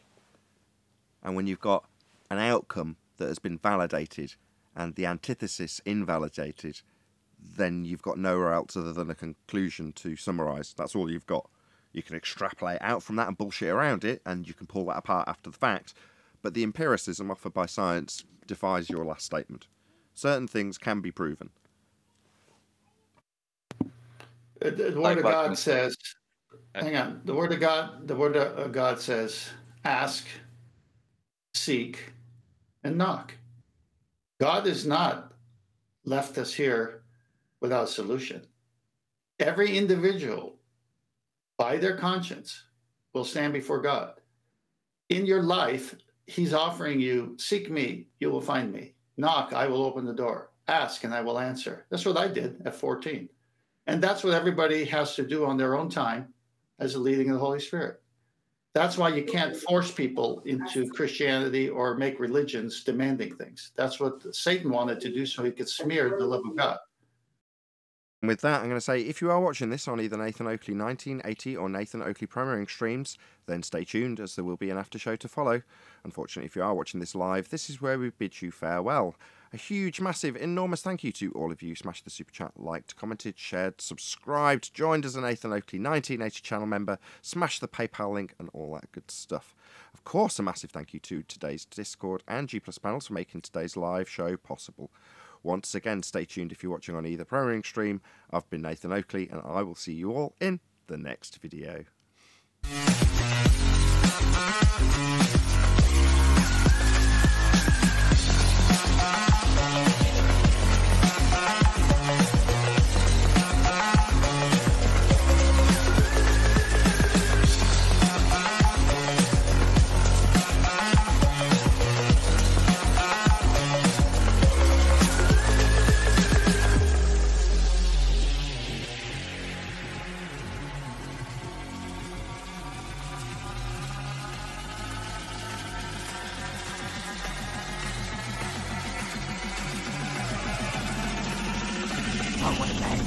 What a lovely day!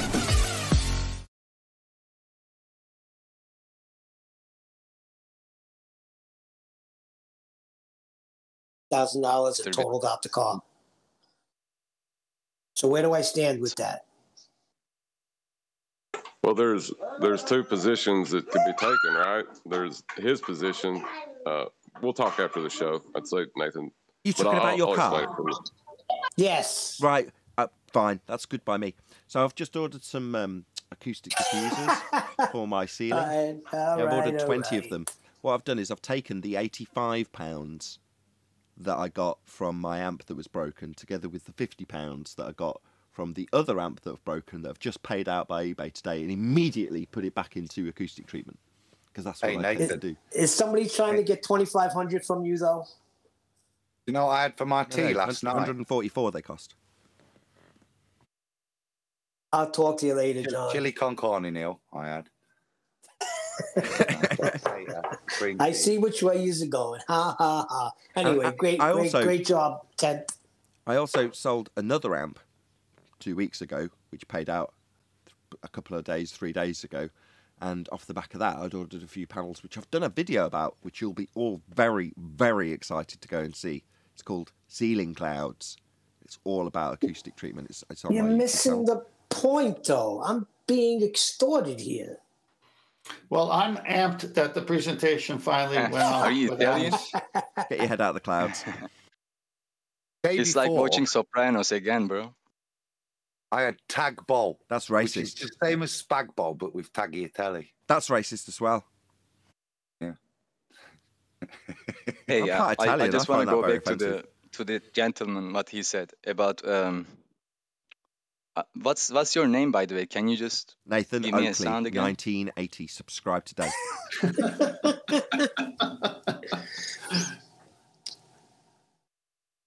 No, it's not you, man. Who was that? It was me, honestly. Nathan Oakley, 1980. Subscribe Is today. there someone in your house who talks with your microphone? Because that's me. No, what is it? Come on. It was 10th man. Just move on to your point. Oh, yeah, it's just figured out that when the G Plus panel talk, my light flashes. That's all it is. Yeah. I'm not an it, but go on. No. Please give me your name, mister, because we talk a lot and I don't know how to call you. Ian Hinton. Ian. I haven't been able to guess his name yet, but I can Nathan tell Oakley. you his name is 10th Man. We don't know his name. He goes by 10th Man. I will figure out your name. Okay, the 10th man. He's a faceless shell. I'll give you 10 chances, Neil. You beat me to it by a second, Adam. Like a full second. Okay, can we get back to his actual question? I'm gonna 10th give man? you He's my just name, trying to find out his name. and you give me yours. Go ahead. I'm not going to give you. I don't care what your name is. Hold on, let's do 10 minutes of this going the other way. What's your name? I won't tell it unless the 10th man says it. You just need to say Overcomer. I have a great name. I have a name of a prophet, but let's go over that. That's going to cost you. And all right, Mohammed, come on. What? That's not a prophet. That's a loss. No, I have That's a name. also racist. The prophet has a story in the Old Testament, a big story. A whole chapter was devoted to that prophet. How much did he make? Well, he was swallowed by a sea animal. Didn't you want to make a point, Overcomer? I already forgot, man. He does. We are total bastards, aren't we? I am so sorry, Overcomer. You were talking about knock and it shall be opened, ask and you shall receive. That was the point that you wanted to talk about. Yeah, it says that, but it doesn't say that you will find God by doing that. Because in another verse, it says, I have many gifts to whoever searches for me. Diligently searches for me, diligently seeks me. God knows that we are not able to find God yet. It's not the time to totally. No. Why are you disinformation everything? Every time you quote the Bible, you put a little bit of truth and a lot of disinformation. If you seek me, you will find me. I will put $100. Okay. Are you going to give me $100 if I show you the verse? If you seek me, you will find me. What does that mean? Hold on, I'm down with that. Not the $100 bit. It doesn't say that. Hold on. Devil's work aside. Yeah, go on. What's the verse? Doesn't. Okay. Please tell the Matthew verse. 7, 7 and 8, okay? Okay, read it out, Neil. What is it? If you don't mind. Do you know it off by heart? Yes, I do. I got it right here. Go ahead. Okay. Well, can I speak to Jeremiah after that? Over there? Can you wait for Neil to read the passage? Yeah, well, I was just helping Neil. It's Jeremiah 29:13. Oh, has he got it wrong? Yes, I am Jonah. Okay. That's Old Testament, though. He's talking from the New Testament. Neil, you've ruined this. Oh, Neil. Ask and you shall receive. Seek and you will find. Knock and it will be opened. That's what it says. It doesn't say you will okay? find me. Okay, all right? That's what I mean. It doesn't say you will find me. It says you will find whatever you are searching for, but not God. That's not God. Okay, if a child is searching for God, that's what you're going to find. Everyone calm down. That's a stretch. Hello, Okay, just gentlemen, because he's got a... Hello, hold on. Just because he's got a point, don't rumpus the end of his point. Just let him make it. Come on, be reasonable. Do you want to in Proverbs, it say, "Whoever diligently seeks good seeks favor, but evil comes to the one who searches for it. Those who trust in their riches will wither." That was sneaky. This is the wrong you've chapter. introduced I a need to new look point when again. you've got everyone's attention, which I suppose is the way to do it. But that kind of wasn't what I was hoping you'd do. Yeah, your last point in terms of he's not specifically saying seek me. That was your point, right? And everyone immediately got triggered by that. And I thought, oh, well, maybe someone will say no. Well, in the Greek or in whatever, it actually does reference God or Jesus or something specific. But no one did. Everyone just got triggered. I did. I've got Jeremiah 29. Yeah, because he has a misconception of what that means. What that means? Well, it just says what it says. I've got Adam reading it out, right? Well, go ahead, Adam. Okay, we'll take it as okay. I'll just read the passage and just reiterate the point. The point of contention was knowledge, May I complete my point because I found it. As soon as I finished, then yeah, come back. So 10 seconds. My understanding was that it was seeking for God. So that's why I've quoted Jeremiah, which is about seeking. So Jeremiah 29:13, and you will seek me and find me when you search for me with all your heart. He's clearly talking about searching for God there, not knowledge of God, just finding God. And he also... Excellent rebuttal, Adam. Thank Hold you. on, he also goes further. Neil! Excellent rebuttal, Adam. Go ahead, Overcomer. Can I get after Overcomer? Yes, you may. Overcomer, though, I'd like to hear Overcomer's reply as he's had the rebuttal from Adam. Oh, okay. Paul tells us that without faith it is impossible to please God. For he who comes to God must believe that he is, and that he is a rewarder of those who diligently seek him. So God rewards people who diligently and knocking mean? Hold on. That's not diligently seeking what I him? try to mean is God is something to seek for now. It's not something to be found yet. Yeah, that was your point. You're just restating your position that Adam's refuted. Okay, who was it that was waiting in the wings? Hold on, I got to finish reading mine. It'll take 3 verses. Okay. Because he expounds on it by saying, "For everyone that asks receives, and he that seeks finds, and to him that knocks it shall be opened. Or what man is there of you, whom if his son asks bread, will he give him a stone? Or if he asks a fish, will he give him a serpent? If then being evil, in other words, sinful, you know how to give good gifts unto your children, how much more shall your Father which is in heaven give good things to them that ask him? He who finds a good thing." Okay? And God is a good thing. Okay. Who is it that was waiting in the wings in Discord? Hold on, Overcomer, just 1 sec. Yeah, it was me, Shen Chaos. Shen Chaos. Also in yes.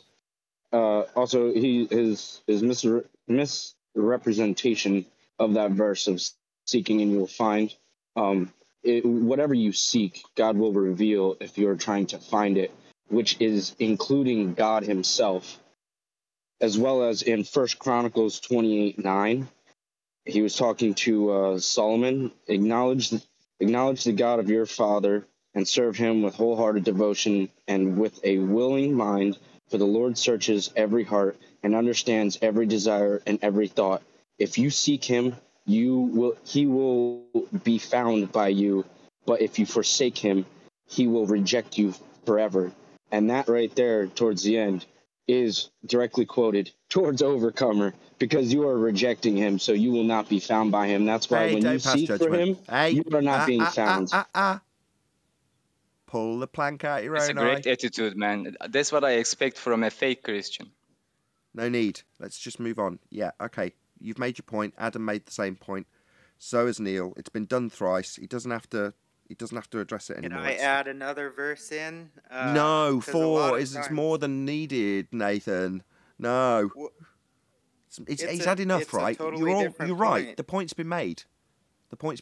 This started with a philosophical discussion introduced by Overcomer immediately after we'd wrapped up the fact that we'd proven flat Earth. I just want to point that out. Yeah, I mean, it all leads to God, the creation, to the creator. But a lot of times in scripture, there's two truths, and we have to uphold both of these truths. So it certainly is true that we must seek God. But Jesus also says in John chapter 6, verse 44, no one can come to me unless the Father who sent me draws him. So Correct. it's also the work of God. It's not our work. And even faith itself is a gift that God gives. And I would contend that faith is necessary to understand correctly creation. But that's what Tent was saying. No man can come unless the Father draws him through the Holy Spirit. Oh, that's exactly what. Hello, That's exactly. He's agreeing. Yes, that's right, Neil. He's agreeing with you. Yeah, that's exactly what happened to me. It turned into a religious debate forum now. I don't know why it's happened, but that's what's happened straight after a It great flat happens, earth and proof. when it happens, you go into it. What's the problem? Talk about everything else. I think I can tell you why. I know why. I know why it happens, because most people here only know one religion. You guys haven't bothered to look at another one. You did it. Do you mean that's why? Yeah, happened? you come in all the time with this. What religion are you? See, I'm not a religion. I'm in a relationship. I don't have a religion. The word religion, the root word is return to bondage. Look it up. I'm not in bondage. Yes, I'm I agree. free through Jesus You Christ. understand. Yeah, This guy thinks that God is Satan. So, again, he thinks he's searching and he's not. And he wants to call me a fake Christian. But he misinterprets Scripture all the time. So who's the faker here? Misrepresents. No, that's why he's a false teacher right now, and I'm going to call him out. He's a liar. already he's been proven wrong. We've rounded out the good. So subject. let's change the I blame subject the then, other because- Nathan for this, right? Okay, I'm blaming you, okay. other Nathan. I form the light and Hold on, create Overcomer. darkness. Hold I on. bring prosperity and create disaster. I, the Lord, That do doesn't all mean those he's the things. devil. Okay, this is not a scripture debate. Thank you. He also needs to look at the root word. The interpretation is wrong. They mean calamity, destruction. It's not evil. He needs to destroy the evil. Right, okay. I'm gonna draw a line under this and say next person who talks about this is gonna get moved to Bible conversation. That's what's gonna happen. Good. Yeah. I would like to point out the epistemological reason for this, because John, you're going to get moved. No, he can't get moved. He knows it. No, I'm not. Oh, that's I'm not Chinese gonna C+. address it. I'm not addressing religion. Question. Right. I think John's trying to round this all up nicely. Can we let him? Thank you. Sorry. It comes down to whether you believe there can be an objective truth or not. That's what all this is about. And those that would refute it, refute it. Those that accept, that science is real and can have objective empirical proof, they stand on one side of the fence, and then everyone else is on the other in this regard. Hey, do you guys know the difference between the demiurge and the Most High Prime Creator? Uh-oh, you're going to get moved. Gnostic philosophy. Right, first warning. Right. If this, there's a John, difference. if this takes us back Go to ahead. flat Earth leads you on to the inevitable creator is real, then that's fine. If it doesn't, you're going to get bumped. I just wanted to throw that in there so people think about it, because the demiurge is the created being, and the Most High is uncreated, and our souls are uncreated. They're eternal. They've always been, always will be. So the demiurge doesn't exist in Christian theology. We're part of the most. Doubt that. We're part. No. We're part of the Most High, because we're eternal and we're part of His soul. So Well, the let's demiurge is move someone. Or I'm going to start talking. No, can we just distinguish what? No, because this is false religion again. No, there's no need to be that. The demiurge like is that. the This world, is not and God is the Christianity. creator of Hold on, John. You can't just keep Exactly my chanting the same point. thing. Somebody's trying to reply to you. I've let it slide, but if you just keep chanting the same bloody thing 5 times to any responses, then you're going to have to get moved. You've got to say it and then let someone respond, not just keep chanting it. Okay. Go Adam. I think I want to be a bit more respectful. This isn't Christianity. This is Gnosticism that I'm hearing, and there is a differential within Gnosticism of the creator. So it doesn't talk about and Satan in the the Bible? Demerge being two Oh, different God. entities, The unlike father of lies? within Christianity. Hello? Somebody's talking. Unlike within Christianity, where that deity is the same being, there is a distinction within Gnosticism. So we're talking apples and oranges at this point. Well, it does talk about Satan in the Bible. It talks about the father of lies. So, and he talks about his father, Jesus, the Father in heaven, and the prince of this world. So no, you're wrong. The Bible, it does. He's right. The guy was right, because the Bible You're wrong, is but like he's right. the Bible is like a simplified version of all those other books. So yeah, the Bible does talk about what those books talk about, just in a simplified manner. Okay, can we knock it on the head No, now? Council of Nicaea, not bollocks. Right, number one, I'm not educated enough to moderate this discussion. So it's going to descend into chaos every time through my ignorance. I just don't want to do that. So just take it to the Bible conversation chat. If there's 3 or 4 of you, which there obviously is, itching, just go. Have the conversation, discuss it amongst yourselves in the Bible chat conversation VC. Here. Yeah. Agreed. Let's go back to the focus of this show, flat Earth debates. Right. Well, the whole point of your presentation... Could segue it back to flat Earth in the sense that, I mean, connecting off of this discussion of Overcomer wanting to talk about Satan and God being the same thing.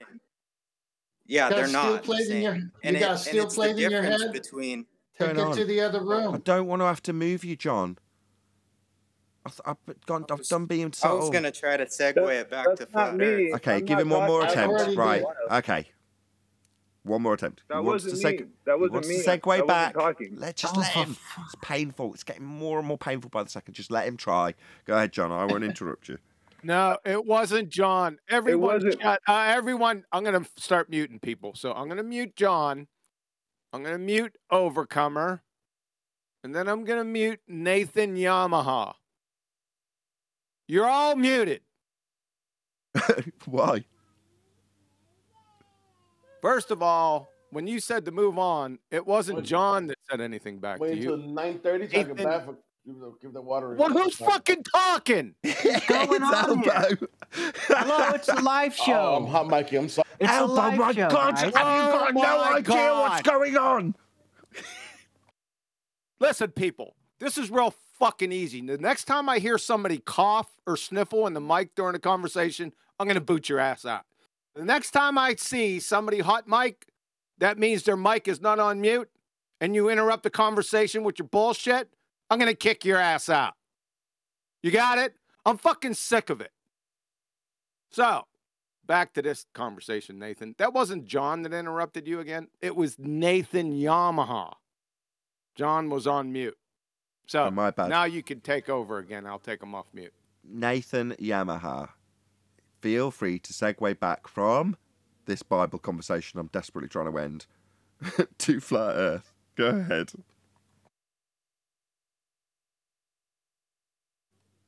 He's gone on strike. Nathan? He's gone on strike. Check it out. Okay. Don't blame you. You're not Yamaha.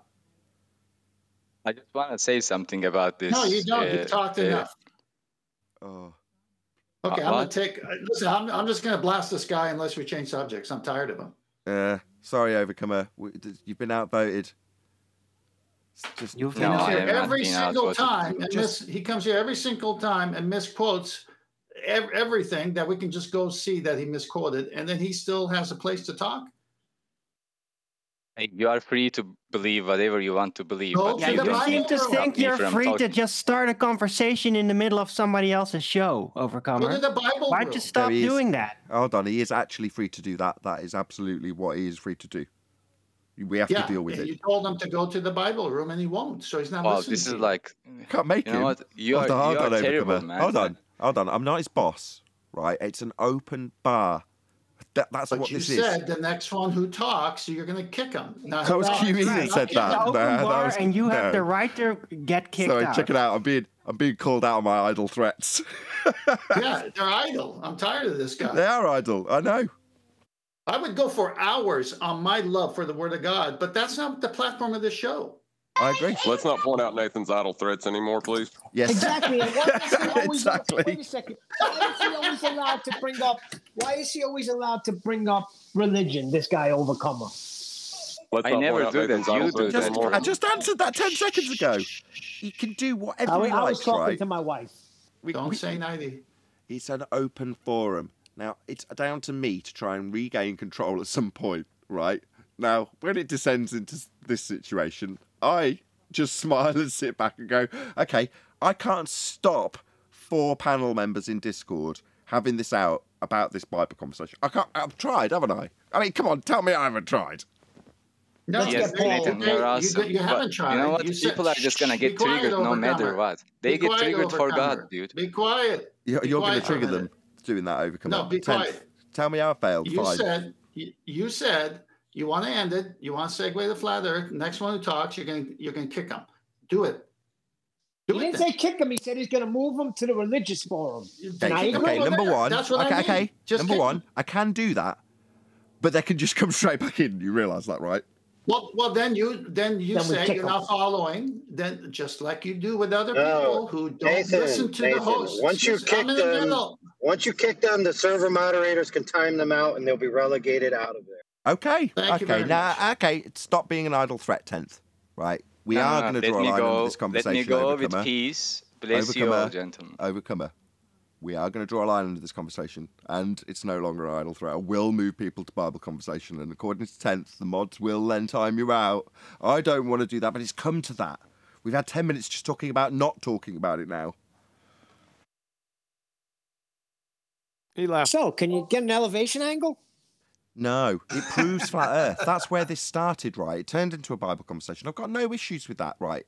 Tomorrow, Friday, I don't normally mention the day, that show may go out on a Sunday. If it ends up being a really good Bible conversation on the Friday show, I like to actually air it on a Sunday. So sometimes I don't mind.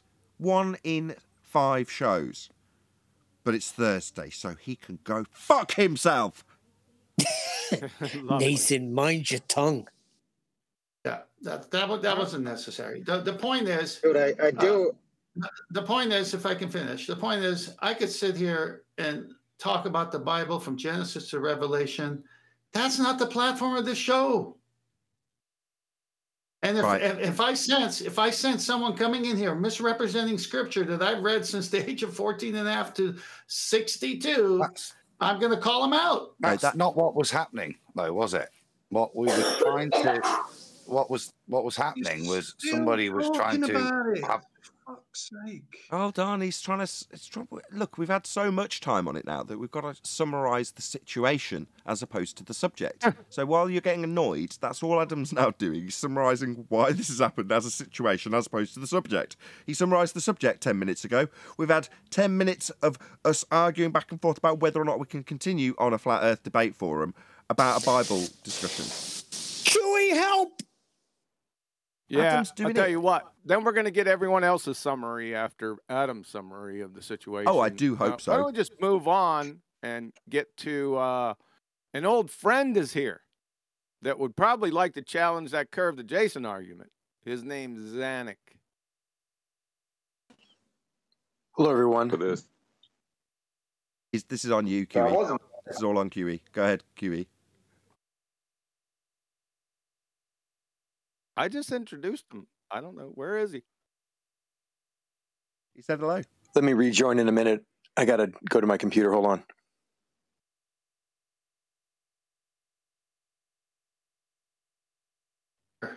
Good start. Well, let's hear him out. If QE let him hear him out. Yeah, perhaps he can explain how Bob acquired the angles off of his little diagram that he did in his latest video, where he completely skipped over how he did it. I don't know why you're going to hold I'll get the Zanik to that. That's not Zanik, though, is it? But nice that you dropped it in. Don't feel like I'm in any way trying to hinder you from doing that all the time, I encourage it. But that's not his problem. Oh, absolutely. Oh, yeah, I'm not holding it to account for it. I'm just saying perhaps he can explain it since he speaks Glober. All right. But does Bob speak? Does Bob speak Glober? Is he? That's no. That's a stereotyping fallacy. You can't do that. No, it's Globerish. That's true. That's true. It's Globerish. I hate this. I hate having to defend the opponent because somebody's used a fallacy against them. I hate it. I'm having to defend. You made me defend Bob. I feel slightly dirty. Very ballish of you.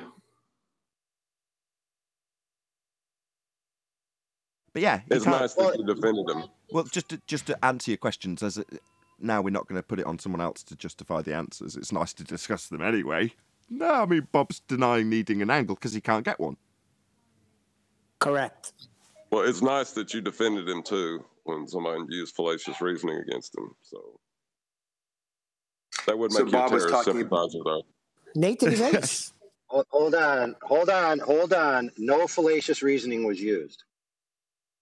Not yet, but you were attempting to imply that when Zanuck returns, you would be using a stereotyping fallacy. Say he speaks Glober, and Bob speaks for everybody Glober. That's two stereotyping fallacies. For shame. Go on, we got the moany voice of I don't want to talk Bible, whoever that is. Go ahead. Brian. Can I ask Adam a question? Yeah. Hold on. I got a question for you, Brian, if that's you. Why are you on Jose G. Gonzalez's show saying you don't know if there's a container? Don't know if there's a container, do you? Yeah. There's definitely a container. We got gas pressure. Yeah, it's a necessary antecedent. Have we got 14 PSI? Yeah. If we have, that means you must piss at over 14 PSI, and you don't. Hold on. Must what? What? Pressure has got to be over 14 PSI, else we would never bleed out. Yeah, that's right. So, you know when you fill your tyres up at the petrol station, and you see on the gauge it says 1, what do you think that means? Do you think it means that there's just 1, or do you think it's 1 relative to the 14 point whatever it is at whatever level you are in that area?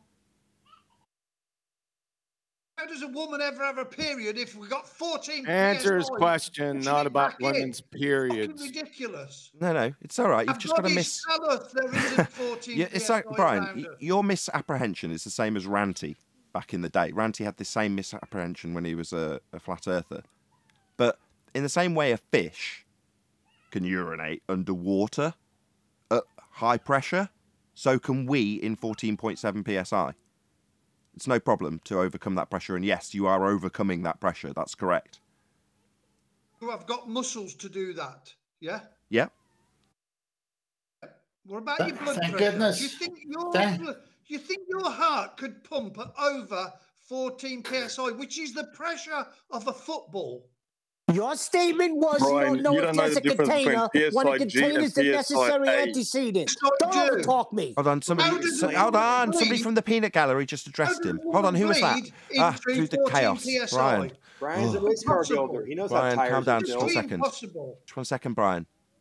I heard somebody from the peanut gallery who sounded like they were making a bit of sense. Who was that? Brian doesn't know the difference between PSIG and PSIA.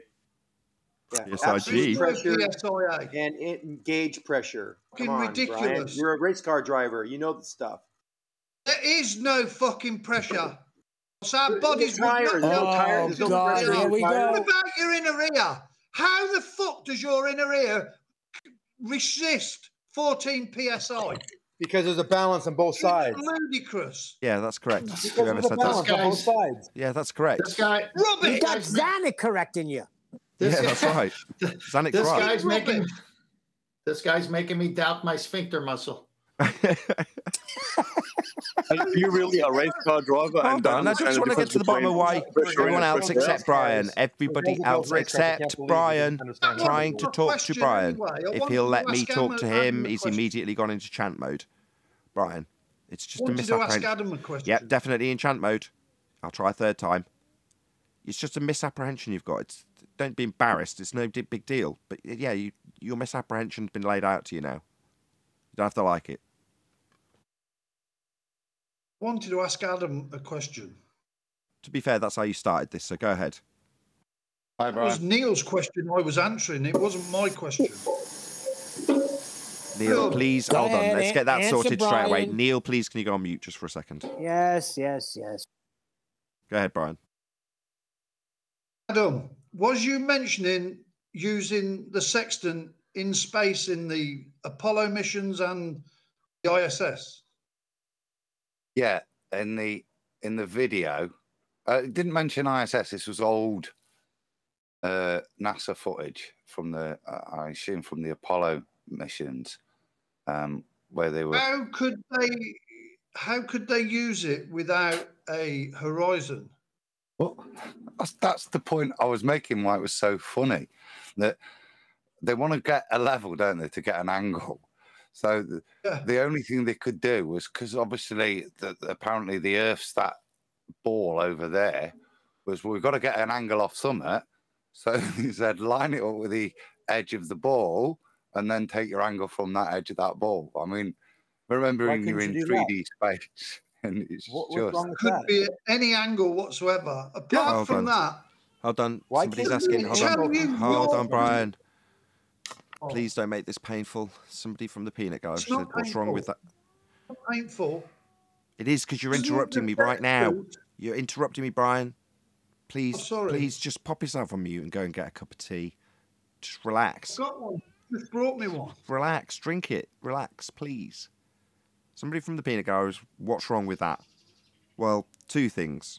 Number one, in the presentation, it was a cartoon ball. Very obviously a cartoon ball. Number two, they're claiming to do this from a second law of thermodynamics violation, sky vacuum. All fake. That's the problem. Well, I was more than happy for them. Once again, you see, they're reifying the horizon as the leading edge of the ball. So that's what it was, just like junior school level of bullshittery. You know, it hadn't even been thought through, I don't think.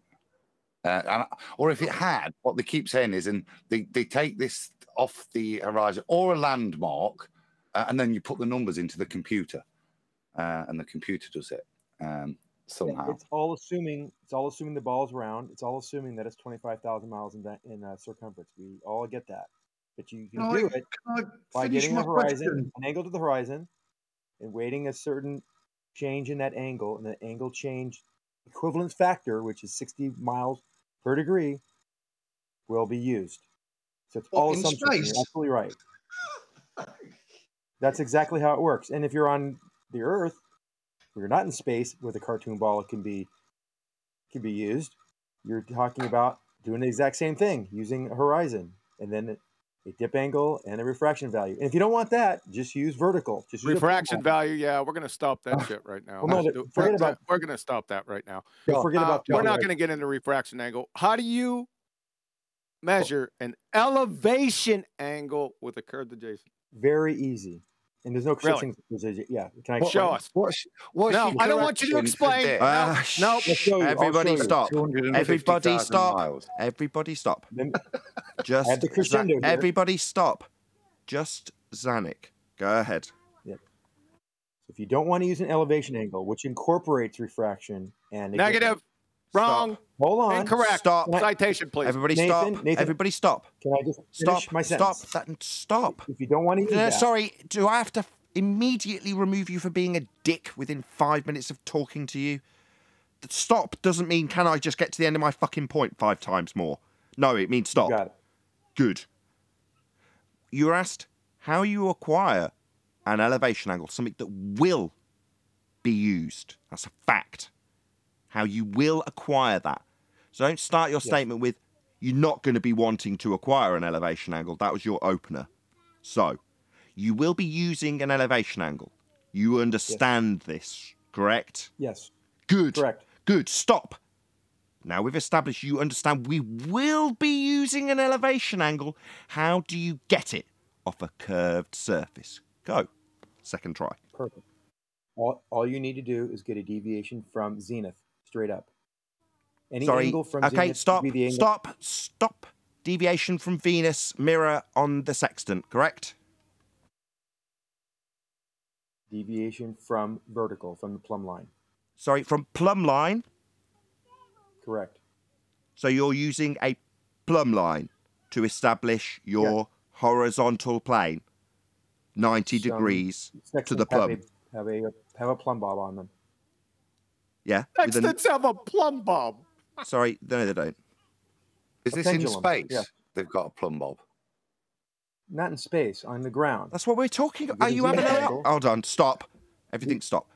That's what we're talking about. Okay. Are you seriously going to deny the overriding subject matter that we have as a discussion point when you came in to discuss it, now that you're being asked whether or not we can have a plumb line in space because it makes no sense with the overriding subject matter? Well, Jesus wept. I haven't finished.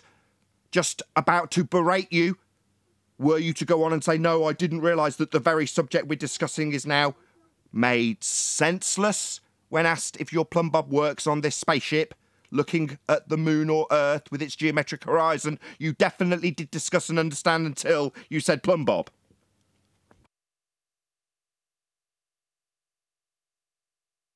That's what I thought, Zanik, you complete fucking retard.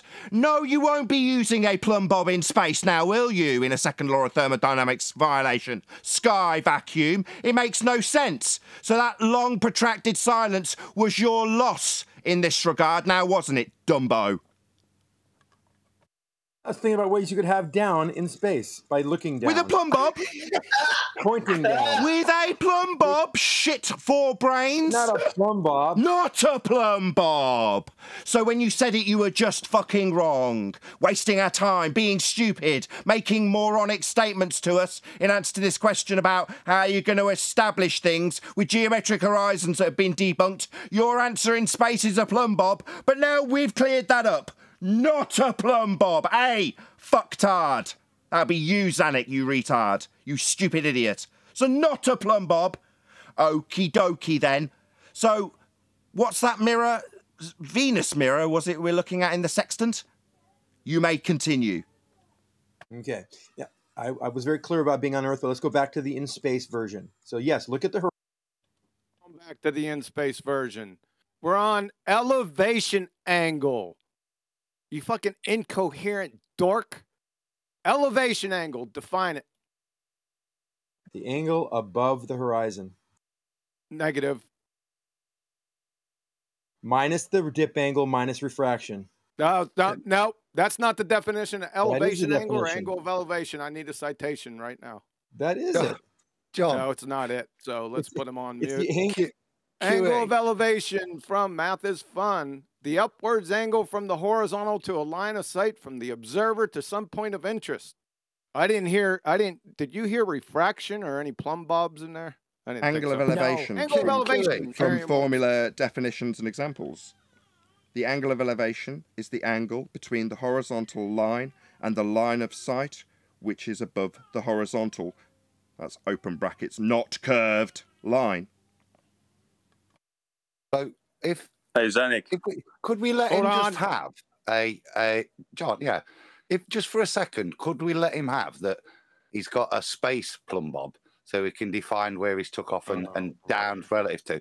I want to hear more about. Just let me, guys, please. Just so that we could do a calculation for the dip angle correction at 127,000 miles above your zenith. You are your zenith. That what he's suggesting, and more fundamentally, if we're talking about all of this, all of the way this system works is on a flat plane. As soon as you go to this fantasy Narnia place, this is all now in 3D. Nothing works anymore. There's only the plane you've left. It doesn't work. You've gone from a 2D coordinate into some 3D space system. So none of this stuff works. This is why I'm laughing at it. When they're reifying literally the leading edge of the ball from 127,000 miles as a parameter to create a level. And as you heard the baller think, the only way he could resolve that was with a space plumb bob. I want to know how it works. Hold on, let me respond. Well, Go ahead, Sonny. The space plumb bob would be pretty easy to orient. Just get the horizon in one direction, 180 degrees behind you, another horizon, and then take the and take the average of the two. That'll be straight down. That'll be your straight down plumb bob in space. Not working like a plumb bob on the Earth. Yeah. That would be a line straight down to the surface. That's it. So I've got my plumb bob going down, and it's pointing down to my feet, and that's 127,000 miles away. And I look out, what's going to form my horizon? Looking outward, wherever the surface of the Earth is, that would be the horizon. You're literally creating a tangent, a supposed tangent at 127,000 miles. No, there's no tangent. That's an angle down to the surface, both directions, angling down. Both would be angled down from horizontal. From horizontal? The horizontal would be the perpendicular line to that down line to the surface. Is that the place you took off from? Is that the place you took off from? Because obviously the Earth's rotating. Are you assuming you're floating in space above your takeoff? Yeah, you went straight. Let's say you went straight up. I'm on my way to the moon. I'm navigating to the moon, bro. Okay. How are you going to anchor yourself? Let Adam go. What is that? Just let Adam go. Go ahead, Adam and Zonic. I don't know what you're trying to find out here, but you could find a down line to the surface by looking at both horizons and taking an average angle. But right, lovely. The surface. So the surface that's 127,000 miles away and sphere-shaped. Where am I going to draw the line to? The point that I took off from, which is now on the other side, I can't see it, or some other arbitrary point that's going to have a million different angle possibilities as I draw it to different points on the ball. Because the sextant works on a change in angle. That delta angle is what you use, and that angle has an equivalence factor. Every angle you see change is worth 60 nautical miles. So this is brilliant. So this comes back to then. That's given to you. QE was asking you, how am I going to get that angle? What am I going to reference it to? Which is what I'm asking you. You've said that we've given you a space plumb bob. Don, he's rumpusing the question. The repetition he doesn't like. Try again. We've given you the space plumb bob, Zanik, yeah? Now, what is that referencing to? Well, admittedly, it's no longer floating around in the gravity-less space.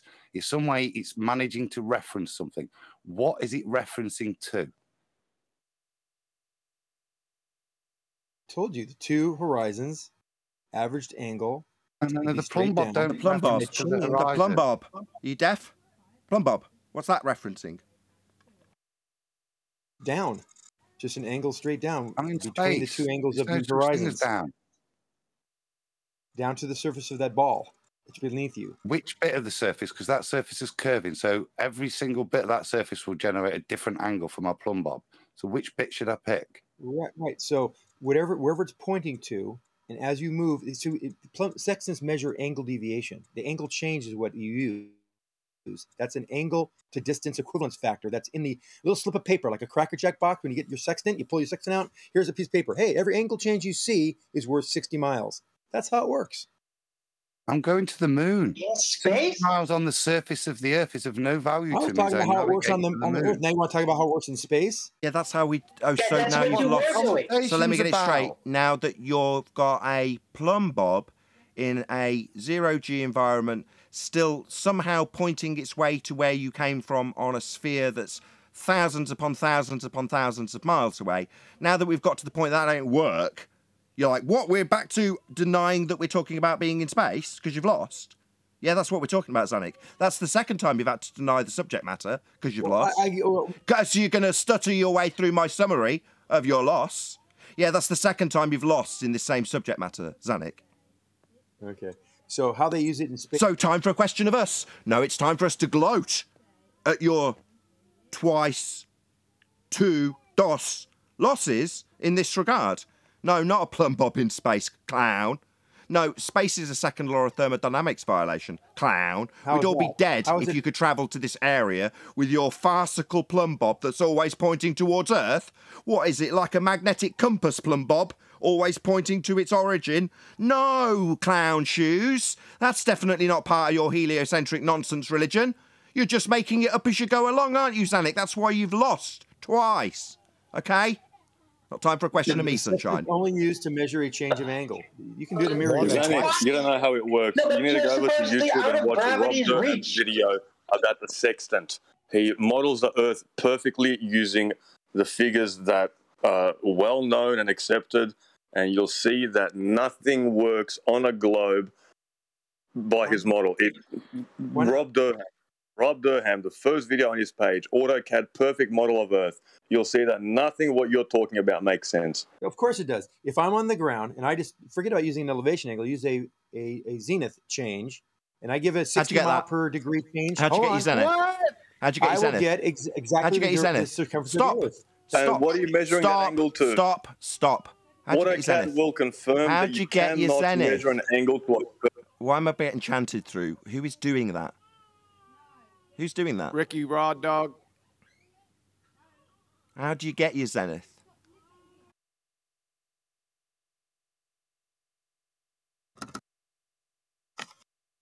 Straight up, plumb bob. We're going back to the Earth again now, by the way. He said the way it's described, the sextant does not work. And he said, what are you measuring? That. Sorry, let's just summarise. We're back on the ground. We're not in space because you've lost twice in that regard with your plumb bob in space. But now we're measuring an elevation angle. Right. Right, so we're going to measure an elevation angle. Yes. How'd you get that? Off a curved deviation surface? from vertical. Deviation from zenith. Sorry, where'd you get your zenith? Deviation from zenith. From a plumb bob? Yeah. But you're measuring an elevation angle. Do we need to define elevation angle? Why is it when we get to this talking about elevation angle, you start talking straight through the middle of me again? What's with that? Does this scare you, Zanuck? Not at all. Why, pray tell, is it that every time we get to the elevation angle question, you start talking through the middle of me? Like, for example, if I was to define it from one of the 1, 2, 3, 4, 5, 6, 7 definitions I've got of what an elevation angle is, and you say it's just your zenith, right? Well, you're measuring something, right? And you're measuring, we've already confirmed, you clarified that you're going to be taking an elevation angle. You said yes. So do we need to define it for you again? No, I never said zenith equals elevation angle. But we're going to be measuring an elevation angle, aren't we? Yes, you've already confirmed that. So while you're throwing in zenith, and there he goes again, straight through the middle of me, what's going on? You're talking about zenith, but we're going to be measuring an elevation angle, aren't we? Yes, you've already confirmed that. So, I'll ask a third time. Do we need to define what an elevation angle is for you again, for you to maybe chaff and redirect to your zenith again? Because we're measuring elevation angles, aren't we, Zanuck? We're just finding a reference point to find an angle change. That's all we're doing. Would you agree? We're measuring an elevation angle. You're measuring a reference point to get an elevation angle. You've already confirmed this. Do you want to maybe lie and say we haven't already had a confirmation of this from you already? So I can trim out your lie while you deny that we are, in fact, as confirmed, measuring elevation angles. Yes, you said. Now I'd like you to either lie or we can move on, clarifying whether or not we need to define it for a second time, Zanuck. It's third attempt. We know what the elevation angle is. That is a horizon minus refraction minus a dip angle. Dip angle being a correction for the geometric horizon, in your example. Correct. Yeah. So we're going to... Stop. Do you think I've finished? Because I've clarified that we're going to be correcting your sphere belief in a geometric mathematical only horizon. So we're going to be correcting that, you say? Tell me more about how we're going to be correcting your notion of a geometric horizon to be flat, correct? We're correcting it flat. I'll tell you. So you got a elevation angle, which you've calculated by any means whatsoever. Whatever you didn't calculate an elevation angle. Well, you measure it. And that's right. Okay. So is measurement different from calculation? Stop. It doesn't matter how you do it. It doesn't matter how you do it. Stop. So we're going to be measuring an elevation angle. That's where I tried to get to before. Obviously, chaff and redirect didn't work. Back on track, aren't we, Zanuck? So before you start chanting through the question, that's obviously going to be painful again. How do you measure the elevation angle with a curved surface beneath your feet? Do we need to redefine what an elevation angle is? The curved surface will have a point where it obscures something. That point is a reference point to the celestial body in the sky. That's your elevation angle. No, it's not. That's incorrect. Yes, it So we need to redefine for you what an elevation angle is, because that's not correct. You don't understand what an elevation angle is, Zanik. So should we berate you for No, you're going to chant. Defeat means chanting. Defeat means talk straight through me, does it, Zanik? How embarrassing. No, just time for us to tell you off. We're flat earthers correcting your dumb ass, and you're going to tolerate. You don't know what an elevation angle is, Zanik. Would you like us to educate your dumb ass? Your globe-believing, retarded ass on what an elevation angle is? Because you've defined it incorrectly because you're thick and wrong and stupid and globe-believing. So we, the righteous flat earthers, are now going to correct your dumb ass. Okay? You understand? We're going to correct you because you're wrong. You understand? Rhetorical. I've already explained it had rhetorical, dumb shit. Rhetorical. And yeah, angle you to were the star wrong. in the sky. You don't understand what an elevation okay, angle is. Why don't you tell me, Nathan? Tell me what the elevation now. is. Hush! Don't share your pain right now, Zanik. Yeah, Go ahead. Yeah, laugh it up, fuckwit. You don't know what an elevation angle is. It proves a flat Earth, my friend, because you can't have that elevation angle with a curved surface. It's not possible. It's a reference point. Is it? It's a reference point, is it? Citation, please. Yes, it's all it is a reference point. Citation, please. Angle to the star. Citation, please. I've got a whole bunch of them sat right in front of me.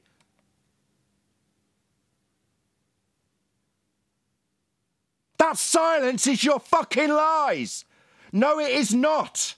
You lying sack of shit globe-believing fuckwit here to deceive my audience.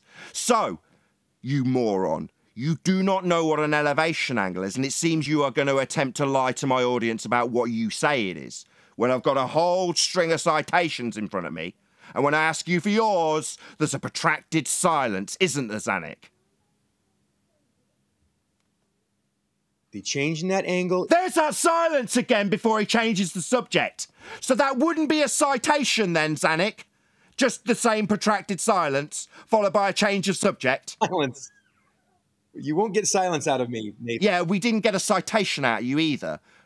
Oh, do you want a citation? Stutter for me, bitch! That's right. We didn't get a citation out of you for your lie, and what you believe incorrectly is an elevation angle. You don't know you're a globe believer here to lie. You don't understand what an elevation angle is. You want to try again?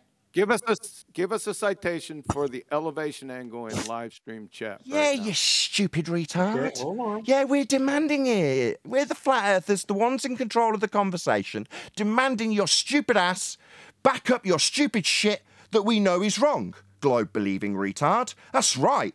Chottle on and curry up. Come on. How long does it take? Nothing has changed. Hello? How long's this going to take, lying retard, who doesn't know what an elevation angle is, given that he probably does know, but knows it proves Earth is flat, because you can't get one from a curved surface. Oh, I see where you're hung up. You're hung up on you're at the horizontal plane. Yeah, the flat Earth you require. That's right. Hung up on it? No, it's proof we're on a flat plane. That horizontal plane you think we're hung up on. No, it's that thing you needed to correct to be when you said you were going to do your version of dip correction. You were going to correct your fundy sphere belief with a geometric horizon we debunked with a black swan to make it flat. So that flat plane is the thing you're hung up on. You're going to be correcting to it, aren't you, Zanik? If you're at an elevation... You're stuttering, bitch. You're at a position where you need a flat plane, Fundy. It's your elevation angle, bitch. Now stutter for me as I teabag your dying globe faith. You're not teabagging anybody. Yeah, I am going to teabag your dying globe faith because you're hung up on the flat plane you need for an elevation angle. You know, it's just a plane. It's just you stuttering like a bitch while you get teabagged by a flat earther. Another protracted silence there, bitch. This ain't a citation for your misapprehension of an elevation angle that's going to prove a flat Earth unless you lie about it, Zanik. Laugh it up. I heard him say it's just a plane, too. What you're looking Exactly, it's just a flat plane. Yeah, that we know. It's a flat Earth. Still waiting on that citation for elevation angle. Do you want me to post the...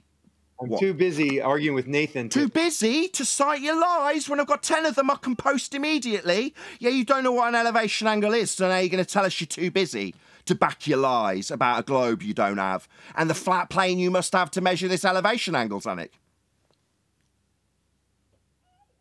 Cat got your tongue, bitch. Elevation angle that is a flat plane. Really? Citation, please. When you look from an object... No, citation, please. Or, citation. That citation, or show a right triangle with a curved adjacent. You don't need a curved adjacent. All you need is a horizon. You need a right triangle. You need a curved adjacent. Show a right triangle with a curved adjacent right now. There's nothing in a sextant that requires a 90-degree angle. Nothing. Oh, really? Okay, so let's take a look at Jacoby Harold, professor of astronomy, Columbia University, navigation, chapter 6, the sextant. Now remember, Zanuck said there is no 90-degree angle that we need with the sextant. Here we go with the professor of astronomy. The height of the sun or of any star in the sky is called its altitude, and so the altitude is always an angle to be measured in degrees or minutes. The point directly overhead is the zenith. The angle between the lines drawn to the horizon and the zenith is 90 degrees or a right angle, Zanuck. So, Zanuck, you're a moron. Are you ignorant or a liar? That is an assumption. That's a stuttering bitch right there, who's here to lie to you about a globe that we don't have beneath our feet by saying we don't need 90 when using a sextant. So is it ignorance? Definitely not. It's a lying, stuttering bitch. You don't... You would know what a sextant was if it climbed up your ass and started whistling Dixie. Just You're lied. a retard. Lied through his back teeth. Said you don't need 90. Citation comes his way. He's asked if he's ignorant or a liar. Yeah, he's a liar. You lying scum. I'm trying to get... Now he's laughing at us. Yeah? This is why I get furious with these pieces of shit. You're laughing at the fact you've just been caught lying. Just like Charles, the lying bastard. You are just like Charles. Caught in a lie and you start smirking and laughing. You think it's a funny thing to laugh about this globe, do you, Zanuck? You think when you're caught in your lie, that's amusing, do you? You're a lying piece of shit. I hope you have your tongue ripped out in hell. The thing about a liar is they're calling you stupid because they think that we believe them. Yeah, he thinks he's getting away with his lie. It's duper's delight. And when he's called on it, he just smirks. It's disgusting. This is what you've got to do to peddle the globe lie. Let me give you your definition. I got your citation. I'll read it to you. It's too late for the citation, son. You already train wrecked yourself. Do you remember you said there's no 90 degree? Do not overtalk me, fucktard. The citation that is water under the bridge, you already train wrecked yourself. I don't know, you forgot. You're not present with us, but just about 30 seconds ago, you said you didn't need a 90 degree or a right angle with the sextant, right? You remember what just happened? Yeah, I asked him if he was ignorant or a liar, and then he proved to my audience immediately what a massive liar he is, reminding me of why I don't tolerate you here anymore, Zanuck. Because every time you come, without fail, you lie through your back teeth. About needing 90? Yeah, you definitely need 90. It's just that 90 proves we're on a flat plane, and when we point out to an audience that we require Earth to be flat, and any globe preconceptions you have will be corrected to be flat in order to acquire an elevation angle measurement. Yeah, that's a flat plane measurement that you're going to lie about needing 90 to acquire with a sextant, because you're a liar like Charles. You'll deny and lie about needing R. You'll lie about needing 90. You'll lie about everything that is required of you to lie about to maintain your globe faith. It's disgusting. It's the reason I didn't want you here. I forgot it's such a long time since I had your lying ass here, Zanuck. But you've proven yourself worthy of banning because you're a piece of shit liar. I don't want to subject my audience to the same frustration and anger that I'm enduring right now. It's an outrage. You're lying to our faces and laughing about it. Go fuck off somewhere else, you piece of shit liar. Get the fuck out of my show.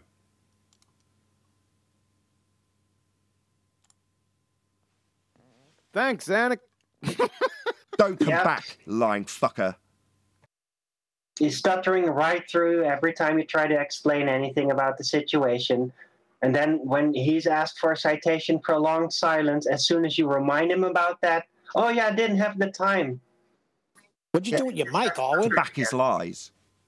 His citation that lies about what he claimed an elevation angle is. Totally incorrect.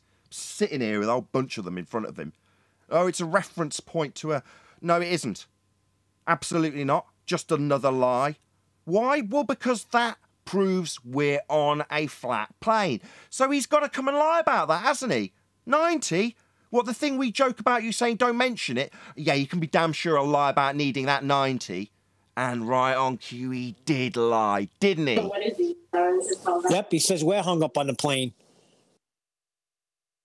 Yeah, that was the only... It's just a flat surface. It's just a plane. That was the closest thing we got to a concession. The reversal of the devastating point being conceding. We're hung up on needing a plane. No, both sides of this argument are going to be using a plane to measure an elevation angle. And if you've got a preconceived notion of a sphere, you're going to correct that to be flat. So we're not hung up upon it. We're rejoicing the proof. But what do we get in our rejoice? Oh, we get liars who come here to tell our audience that you don't need 90 and then laugh about it when they're called on their lie. Just like Charles called on his lie. Laughed, didn't he? Smirked. Because that's what they've got now. Bit of duper's delight when they're called on their lies about a globe.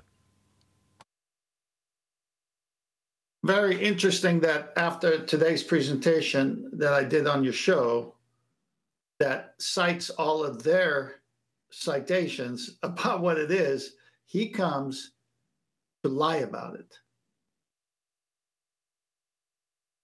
That what you got, globe believers? Your best ditch, your last ditch effort is to send in the lying scum like Charles and Zanuck to lie about what you need to maintain your sphere belief. Yeah, you better damn well believe that you need a flat plane. And you're going to need that flat plane to get R.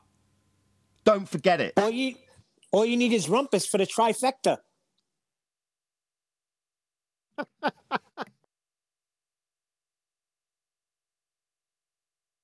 Yeah.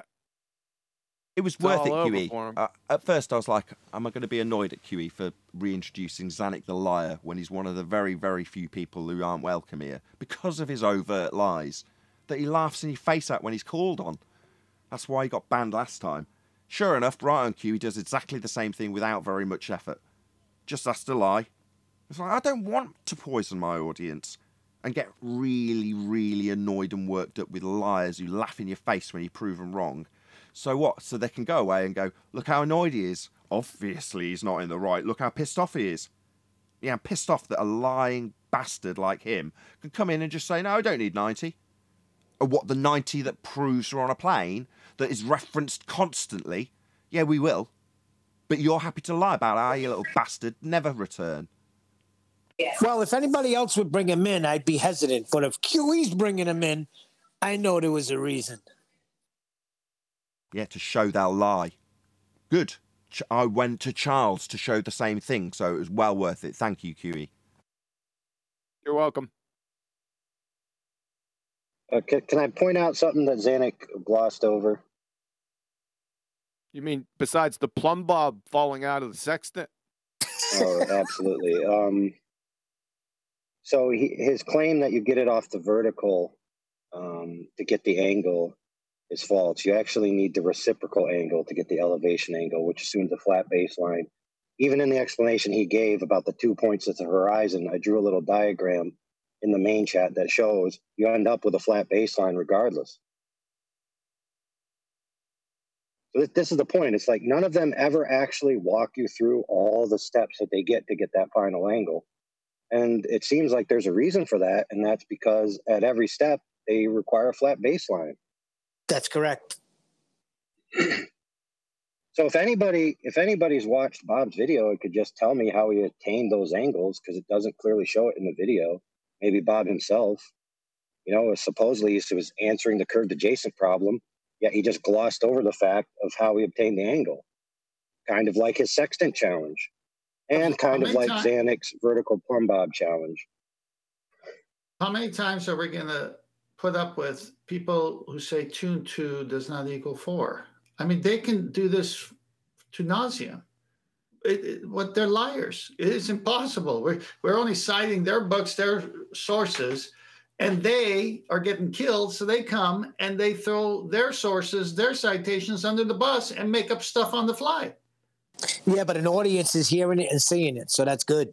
Yep. No, I know. Yeah, How many times 2 plus 2 is 4 are we going to put up with a guy that keeps saying it's 5 or 6? So what we do is what Nathan did. You're lying. You've always been a liar. You're going to lie again. I don't mind that because we call him out right at the beginning, and the audience says, "Oh, I've never heard of this guy," and Nathan just called him a liar, and he's lied before. He's going to lie again, and then they have a few seconds to say, I get it. He's a liar. Deceiver. Yeah, let me draw attention to another point that was spoken over, so people might have not heard it. There was a guy who said, if you input this into CAD, which is computer-aided design program, and attempt to get any angle off of a curve, the program literally tells you, cannot be done. You have not selected a line. So first you have to establish a flat line before you can get an angle. Yeah, they can't do that either. Exactly. We didn't get that with Zanuck, but I had that in the back of my mind when he's talking about drawing 2 lines down from space to 2 horizons on the sphere. And then he's peppering it with including the correction for refraction. And as you're rightly pointing out now, no, first you've got to have a straight line to get the angle.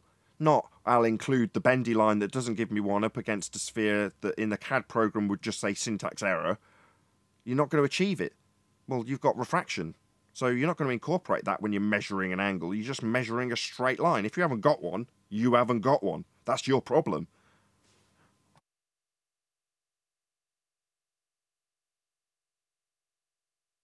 In the Sextant manuals, as well as the books written on doing site reduction tables, all the stuff that happens after you get the angle first.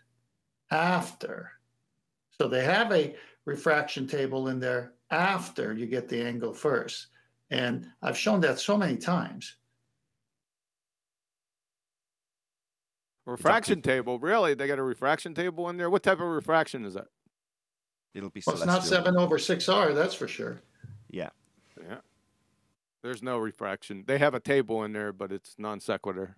They have no idea. Well, it's basically them telling you you're better off using it above 15, 20 degrees above the horizon or its surface, the plane, because the stuff in the air, the water and all that.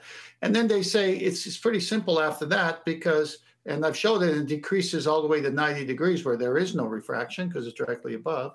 So it was like 1 minute, was it 1 second or whatever it was? I have to pull it up again. It's like hardly anything. Well, it's not anything anyway. Well, that's what I'm saying. When they say it's hardly anything, it means there is no curved surface because it would be something if there was. Okay, and they can't calculate refraction because they can't define it. Yeah, you're talking at cross purposes. QE's point is that even if you'd say in celestial terms is refraction, is it? That's bending through a medium or whatever you're going to describe as refraction in this instance. I don't know that that's the case with any of these celestial objects. Man saying in the manual you've got a very loose idea of how to correct for what is labelled as refraction in terms of how they describe it in their paradigm. These are globe books and that's what they label it. Now whether or not the corrections work, 10th Man saying, well, you've got a good broad idea of whether or not they do because people tend to arrive okay. So even though they're labelling it wrong and calling it refraction, and you can't, it's not reasonable to do so in a refraction that's celestial or the terrestrial refraction based on R, neither are appropriate descriptions because refraction, is it? Well, no, it's just a correction that people have got from a rule of thumb based on what they've observed, and they're attributing it to refraction, maybe because they can bait and switch later on with R-based refraction, who knows? But that's the point QE's making. It's I don't know if you call it a category error, it's just a folly to label something as refraction when you don't know that's what it is. Yep. Yeah, they do nicely summarized. I'm just trying to say, it's an adjustment table labelled refraction, but it's not describing refraction. It's just describing errors from practicality that they've noticed. Right. Well, this is where the same cross purposes was with flat Earth data and QE the other day, and the same point, in fact, because QE is saying no. What this manual, I don't care where it's from, 1750 or otherwise, it doesn't make any difference. They're describing something as refraction in this description, and it's nonsense. It's not a reasonable description. Right or wrong in terms of how it might correlate with what you're doing, it doesn't matter. Whereas flat Earth data's trying to make the point, look, here's a set of numbers that very closely matches what the globe Earth curve maths shows in terms of how they're derived and how it gives you an outcome for the horizon, but none of it's referencing globe Earth. But it's the same numbers. Now, they happen to be, again, this is where QE jumped on it, call it refraction, right? No, it isn't. That's QE's point, and he's right. But the parallel that flat Earth data was drawing is to say, look, these numbers are the same numbers. It's just one's called refraction, one's called Earth curve. They're roughly describing how you deal with the horizon when you're out at sea. But this is probably the origin of where they got the Earth curve maths from, because it works. Yep. Can I answer to that? It wasn't a question, but you can summarise after that point that I've summarised about 10th man's cross purposes and flat Earth data's cross purposes with the QE. Go ahead. So 7/6R being labelled as refraction is indeed a category error, because the math is actually just increasing and decreasing the radius of the Earth, the Earth, right? Spot on. So if you ever look at the Earth curve calculators, right, it always goes off of the observation height to the apex arc between point A and B, which on the circle segment formula is known as the sagittah, right? And then you have an off angle from that, which is called the hidden height, right? So if you increase the radius of the circle, which is what you do in the orthographic projection that they do in these Earth curve calculators, it lowers the height of the sagittah, which means there's no physical obstruction between point A and point B. So in other words, what they're doing is changing the size of the Earth to account for observations that don't jive with their original geometry. Now, here's an interesting point. The word refracted means broken back, right? So by using 7/6R, it's an implicit definitionally that the radius of the Earth is broken. Yes. And so yes, Nathan, you are correct. Firstly, you are correct. very well summarized. Go on. You've got an extra bit. I just wanted to say you are correct. You are correct that it's a category error. Yeah. Well, we typically describe it as a bait and switch. So the real categorization of effects that we see in our air or in sugar water, that's a better example because that will come up relatively frequently. So that is refraction. Refraction is real. So sugar water, there you go. There's light refracting, if you will. It's a real demonstrable effect. Okay, good. We're all clear. Refraction's real. Yeah. Now I'm going to close the suitcase because there's a distraction in the room, whatever that will be, probably Arwen. And while I'm closing the suitcase on real refraction, I'm going to reach behind my chair and grab a different suitcase. And when Arwen finally shuts up, I'm just going to be closing that suitcase. And that suitcase, which I then lock, has got an R value in it that basically inflates the size of Earth to account for the mathematical inconsistencies with optical observations when transposed into Muppet vision. That's what I'm going to hand you when we've just been discussing the real effects of refracting light. Like in a sugar tank solution. Well, that's real refraction, but what I'm giving you is 7/6R, or any number I want to attach to R, because the refraction in this suitcase is going to be moving through sphere-shaped air. Atmospheric refraction. So every single bit of this light is always moving through sphere-shaped air. So let's lock that suitcase down so that you think I'm handing you a refraction suitcase. But what you're actually getting is a terrestrial refraction case. Still refraction, right? No. As you call it, category error. But we call it bait and switch. Yeah. You got it. Couldn't have been articulated any better, Nathan. Yeah, well done. I'm tired of these liars.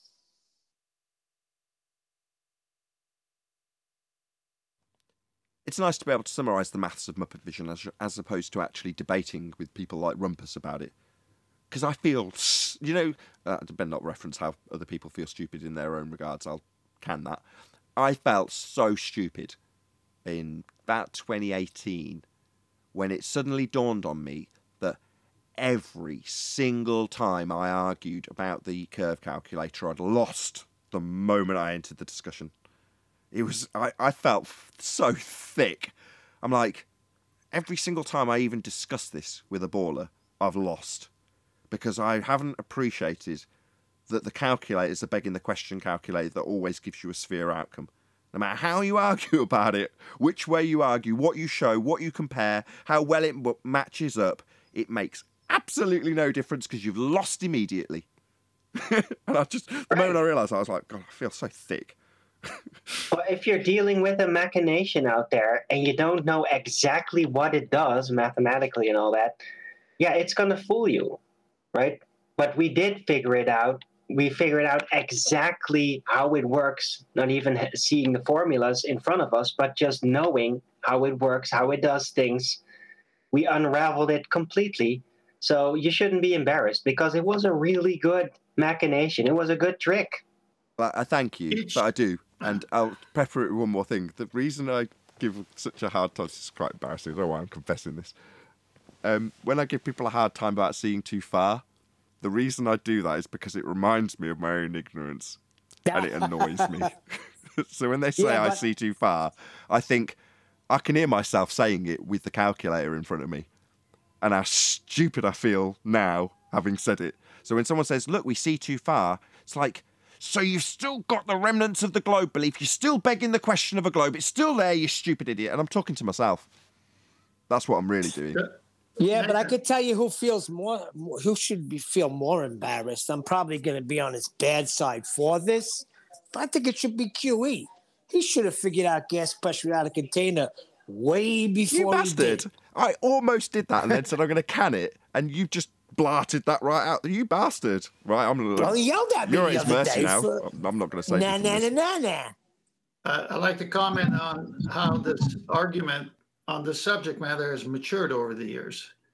Now, they are feeling the pain so much that they have to go against geometry in a different way than they've been in the past with their 7/6R and, you know, Earth-based Coriolis, all these different things. They were able to bring in all kinds of things, always start with begging the question. And now since the Black Swan and the Age of the Sextant, it's like anyone listening to these people and they just totally mess up what an angle is, they're more easily caught now in their trickstery because everyone knows what an angle is with just a simple looking up on Google search. And then you hear Zanuck and Bob and Wolfie and all these guys saying it's the opposite. So it's easy to spot them now because the argument isn't going to go long when you say, what's an angle? But it can't work on a curved adjacent. It's over right there. I mean, it's real quick. So it's really nice that they're backed into such a corner that they have to even sound even more stupid when they're saying you can get an angle with a curved adjacent. And by the way, that was a compliment to QE.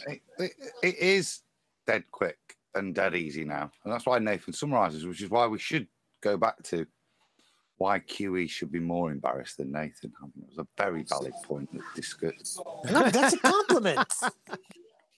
That is a compliment. No, you're correct. You don't know what you don't know. You can't be held accountable for something you didn't know. No, I knew it. No, I knew it. You knew that space wasn't a vacuum. No, we knew that you can't have gas pressure without a container.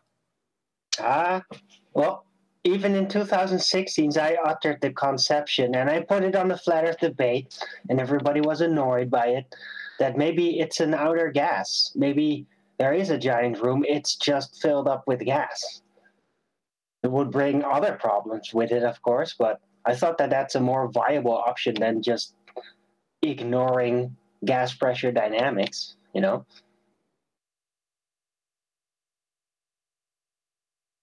He turned into a Dalek. I thought it was interesting, whoever that guy was, that said you couldn't take a piss in 14.7 psi. That was the guy, Brian Mabbitt, who I told you was on Jose G. Gonzalez's show sounding stupid by saying, I don't know if there's a container. That's very annoying. I don't know a container. Well, maybe you see what I'm saying? Maybe you should try to piss in a container from now on. Yeah, you could use the ISS toilet. It only costs like $7 million. Have absolute evidence there is a container. Brian, I learned from this show that it's a necessary antecedent. I learned it right here from QE, Nathan, Sleeping Warrior, and you come along and say, I don't know if there's a container. Okay, let's take the density tower. Does it have to have a lid on it? Are you outside? Are you out your mind? No. Does a density tower have to have a lid on it? Son, show gas pressure without a container. A density tower is a container. This is what I'm saying. You don't think we have gas pressure?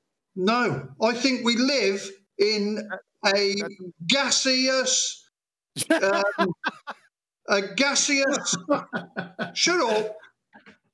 What's fine? What the fuck are you doing? Don't say no more, Brian, please. We live in a gas density container. So we got the heaviest gases down here. We've got the lightest gases at the top. I think we just run out of propulsion. At pressure. What prevents them all from exploding in all directions in that giant volume? At pressure, right? You have those gases at pressure, correct? Where? Show me where. At the bottom. You said down at the bottom we have gas pressure down there. How dense it is. That doesn't mean... Do you know what a barometer is, by chance? Do all gases want to go up? Do you know what a barometer is? What is a barometer? I do, yes. Do you know... Yeah, so a barometer. Define what a barometer is and what it does. Do all gases want... Define what a barometer is and what it measures, please. Yes. What about all gases at all circumstances? I'm going to ask you one more time. I said, do you know what a barometer is? You said yes. So I'm challenging you. Tell us what a barometer is and what it does. Last time. It measures the density of the medium. No, brother. Bye. Hey, I got a question for Brian. Isn't that just correct? No, no more questions. I have the definition, but it says atmospheric. It measures air pressure. Sorry. Yeah, it says atmospheric, but it's air pressure. Density of the medium. But he asked a legitimate question, though. Do all gases want to go in all directions? Yes, they always do. But he said, but first they have to mix in with the other gases that are around. And if those gases are much less dense than it while it's in its concentrated form, it might actually prefer to at first go downward until it eventually dissolves with the inhomogeneous mash of the gas, and then, like all the other gases, it goes in all directions. What does that have to do with my question? What is a barometer and what does it measure? A barometer. It's his question. A barometer is a scientific instrument that is used to measure air pressure in a certain environment. There you go. Did you get that, Brian? Yes, I did. Okay. And his question wasn't that. His question was, does all gases go up? It wasn't, does all gases go up, down, or everywhere? So, LPG, have you ever poured any LPG out and it goes down? Oh, God. What does the L stand for? What the hell? What does the L stand for? Liquid petroleum gas. A liquid? Liquid gas. Yeah, it turns into a liquid at about 10 bar, about 140 psi. Oh, so it's not a liquid and a gas at the same time. No. So liquid gas. So if it's a liquid, why wouldn't it behave like a gas? What about butane? Has any of you ever put a lighter and put show butane gas pressure without a container? Yeah, it becomes liquefied again. That's to prove right. your point, we're not chasing your tail. I'm not doing that. Show gas pressure without a container. Yes, that's a great question. I'm not saying there's gas pressure without a container. We've already established that a barometer, which exists, measures gas pressure. So that part of your argument is done. Yeah, that's correct. Hold on, Brian. Brian, I just want to establish what exactly it is you're claiming then. I'm a bit confused. If you're saying you don't disagree with the idea or the notion that you can have gas pressure without containment, then what's the issue? I'm not following. I can't because John keeps muting me. It's a waste of time. Well, I'm asking you, and he only had you muted while I was talking, so no harm, no foul. What's your point? I'm muting him for diarrhea. Hold on a second. You're just like a fucking baller. I'm muting you because you got diarrhea of the mouth. Right? Now, I've taken you off mute when it's your turn to speak. Now, you want me to treat you like a fucking child? I will. You tracking with me, sunshine? Now go ahead, Nathan. Ask him. Same question. Just what's the issue? If you're not under the misapprehension that you can have gas pressure without a container, what's the issue? Right. All gases in water go up. All of them. In our atmosphere, not all gases go up because LPG and the gas in your lighter, butane, is heavier than the atmosphere we're in, and you can actually pull that gas into your hand, can't it's you? It's still going to be subjected to density. Okay. Well, I don't understand. Okay. It's still going to be subjected to the effects of density. If it's concentrated and it's denser than the surrounding, it's going to go down until it dissolves. Yes, and then it goes in all directions. I agree with you. Okay. As I see it, we live in a density tower of gas. So we're in the most dense gas here. And as we go up, we go into less dense gas. Yeah, that's true. Astonishing. Show it without a container. Yeah, that's true. Wait, Brian. is he saying that there's layers of gases? Yeah, that's what he said. Columns, like horizontal columns. All mixed up. It's inhomogeneous. Hello. Brian, hello. Okay, so yes, we agree. Profound. Gas seems to get thinner as it goes up. Yeah, you can show that. That's demonstrable. But so what? So if it is getting less dense, then what we call pressure would reduce, correct? No, that's circular. That's what we've just summarised, and then you've summarised it afterwards. And yeah, okay, yeah, gas gets. And if you look at a cloud base, we always have a perfectly level, flat bottom of clouds. Clouds aren't gases. Okay, and I fail to see how this links to us and the argument about containment. I don't get it. They must be resting on a higher density gas, mustn't they, to get that flat level plane? Does this have to resting? What? Wait, are you trying to claim that What's other it pressing on at the top? Can everyone shut up? I don't understand what he's asking. Just can you put it in a different way, Brian? I think I could explain if. Go on then. What he's suggesting is that there are multiple stratifications as you go up in altitude, and the point where cloud formation occurs is because the layer underneath is slightly more dense than a cloud, and that's why the bottoms of the clouds are flat. Is that right, Brian? That sounds perfect. Yeah, that's how I see it. That's great, but we still need containment for all of this to happen in the first place. Yeah, were you trying to imply that other gases contain other gases? Is that what you're trying to get at? If they're not mixed together, surely you can get a heavier gas at the bottom of a lighter gas. What? But they will mix together. They always do eventually. Gas mixes up. That's why the atmosphere or the gas in our realm is inhomogeneous. because it does always mix up. That's what gases do. He's not regarding temperature at all. He's right though. Exactly. Hold on, let me just commend him because he's right in one regard. Right? Can you have a higher concentration of gases lower down? Yeah, you can, but it still will fall in line with entropic law and disperse always. Don't they tell you in a fire to lay on the floor? Say again.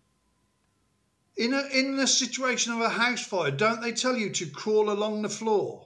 Yeah. Because of the hot, smoky gases would rise on smoky. No, smokes are solids. Smoke is not gas; it's a solid. Would be lower.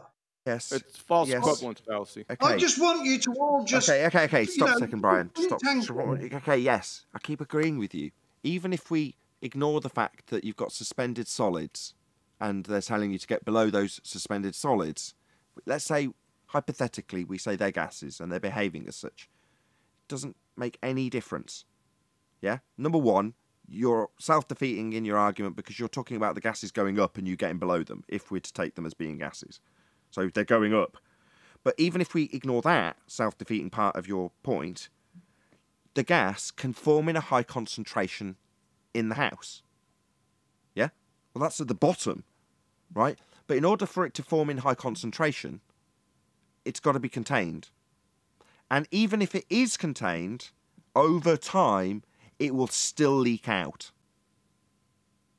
Because there's going to be gaps in the houses. It won't be completely sealed. So entropic law will still dictate that the gases will still disperse throughout whatever they've got. And if there's a limited amount of containment, you can force a differential. In this case, you're setting stuff on fire, right? And we're assuming, for hypothetical examples, that smoke is gas by way of behaviour. Well, yeah, it can form in a high concentration, but it's still going to want to leak out of the building through any means possible. And if there's only a tiniest millimetre gap, over enough time, all of the gas will equalise. That's entropy. So, based on all of those statements, this doesn't change anything about the requirement for containment for any of the descriptions I just gave to occur in the first place. But that's where we started, but also with you saying, well, I don't disagree, you need containment. But then you went on to describe pressure gradients. Yeah, we do have those, dynamic systems, and concentrations being formed all over the place for whatever reason. But then they dissipate, and they would dissipate into space. If we didn't have containment, we must have some. So where are we going with the argument? Brian. Only Brian, please. As I see it, all gases want to go down. It's only because they're in a denser medium that they go. Now, bear with me, that some of the gases go up. Now, I Googled it and it said there was only 11 elements lighter than air. Now, them 11 elements surely have got a order in as well. Not all of them are the lightest. Let's take helium. If we have a helium balloon and we put it inside, let's say, a weather balloon with air in it, we would expect that helium balloon to go up. But then if we replaced the air in the weather balloon with hydrogen, which way would the helium balloon go? Well, where was the hydrogen, or where was its origin? Where did it start? In a tank full of hydrogen. Yeah. Not the man-made bit. Before that, where did it start its journey? Was it up in the sky? What? The premise you're punting is that gases can go down. And I'm saying your example, with a fairly lengthy example alongside it, is with, what was it, nitrogen, did you say? Helium. Helium. What was the other gas? Hydrogen. Hydrogen. Okay, where did hydrogen start its journey? Naturally start its journey? Was it in the sky? For your premise in the first instance that gases can go down, in this case hydrogen, so does hydrogen get created in the sky? No, it doesn't. Where does it start? What I'm saying, so where just does it... putting it as an So what you're saying, I love it. I've got a great point that's not being conceded, and it's what you're saying immediately, isn't it, Brian? No, what I've just said, absolutely annihilates your premise in the first instance. Maybe a little concession. What am I conceding? The gas isn't going. What are you conceding? Followed by a long string of what you might be conceding, or is the question actually open to be answered? I agree with what you're saying. Are you conceding? What's the Hydrogen's not question? made No, in the no, shop. just a string of chanting. So the point gets further away and the panel starts chiming in. What are you conceding? Your premise that gases go down. Depending on the medium they are in. So hydrogen go down. Does it? Naturally. Obviously. Created in the sky. We've already had the concession from you that it doesn't. So that defeats this premise in the first instance. I'd like you to concede that, please. I will concede that hydrogen in our atmosphere or our air will go up and not down. But in no atmosphere... I know, I already had that. Where Okay, yes, I've already had that. Yes, I know you've already conceded that. I had to lead you there. It took quite a while. Yes, thank you for your second concession of something I've already got you to concede. Meanwhile, your premise, unless you can offer up a gas that is created naturally in the sky and is falling down, your premise has been defeated. That's the concession I'm waiting for. Not the same concession about your example failing.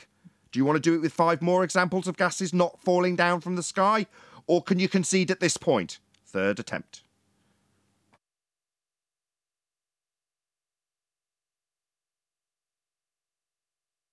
Now, can I finish it?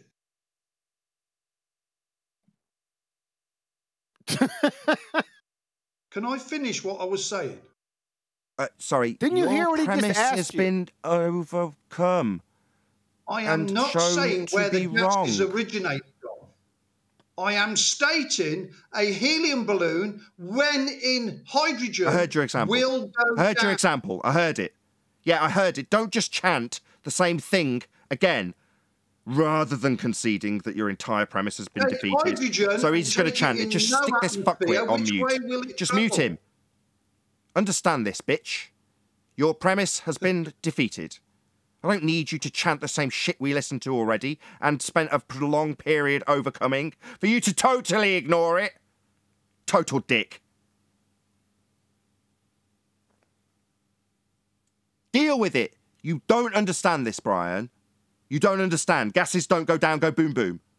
Now, I had a PhD over a barrel on this point. That would be Thunderfoot. You think you're going to do better? No. Thunderfoot demonstrated himself a clown by demonstrating his total ignorance of gas behaviour by making the same declaration you have. Gases don't go down. They expand in all directions to fill the volume that they have. That's how they behave. You don't have to like it, and your examples that are constantly repeated, regardless of your lack of concession, aren't going to be tolerated. It's just infuriating now. Don't need to hear your example with helium again. I heard it. Can I say something? Have you finished? You are finished, Brian. You just haven't conceded. It's pathetic. Can I carry on? What? No. In the face of total defeat? Please. Don't beg. Just concede that you don't understand that gases aren't going down as you postulate. You are wrong. Right, let me just state my fact and then I'll finish, right? In our atmosphere, helium will go up. Take away our atmosphere, and being as helium has got mass to it, which way would it travel? Sorry, we don't have a scenario without air or sphere-shaped air. That isn't a scenario I can ever validate. So, and neither can he. Yeah, your hypothetical musings aside, in reality, gases don't go down. You are wrong. That's the 4th attempt. We seem to have this statement that helium's going up. Helium doesn't go up. If you take a helium and let it go in its random direction. If you take helium and contain it in a volume and the concentration of helium inside is less than the air outside, it will have, an upwards bias, won't it, put simply? But that's nothing to do with the gas behavior. That's to do with the density of the containments that you've got, This is nothing to do with how a gas behaves. It's not the gas. The gas you're talking about and attributing these properties to, you've locked it away. It's not able to demonstrate its entropic properties of going in all directions. All that you're seeing play out is relative density disequilibrium. Between two different bodies of matter. It doesn't matter whether it is gas or anything else. It only matters what is the average density of the object versus the average density of the medium it is in. And that's what is actually making it go up. Right, and in this instance, the object is helium balloon. That's the object we're talking about, as opposed to the properties of helium. I think that's your point, right, Adam? Yes. Yeah. On your point, Adam, and his illustration of why in the burning house they tell you to crawl on the floor is, I mean, that was a ridiculous illustration because, number one, it's got a ceiling and it's contained in the house. If you take away the roof and the fire's in the bedroom and you're in the kitchen, I doubt you're going to be crawling on the floor. The entropic nature of things, that smoke's going up. Indeed. And with that, I'm going to say, at the end of what has been a turbulent and interesting show, especially the live show, a huge, massive, enormous thank you to both Discord and G+ panels for making the whole thing possible. And of course, a massive thank you to all of you in either Nathan Oakley 1980 or Nathan Oakley Programming Streams for hopefully smashing the super chat, liking, commenting, sharing, subscribing, hitting the PayPal link, and all that good stuff. I've been Nathan Oakley, and I'll see you all in the next video.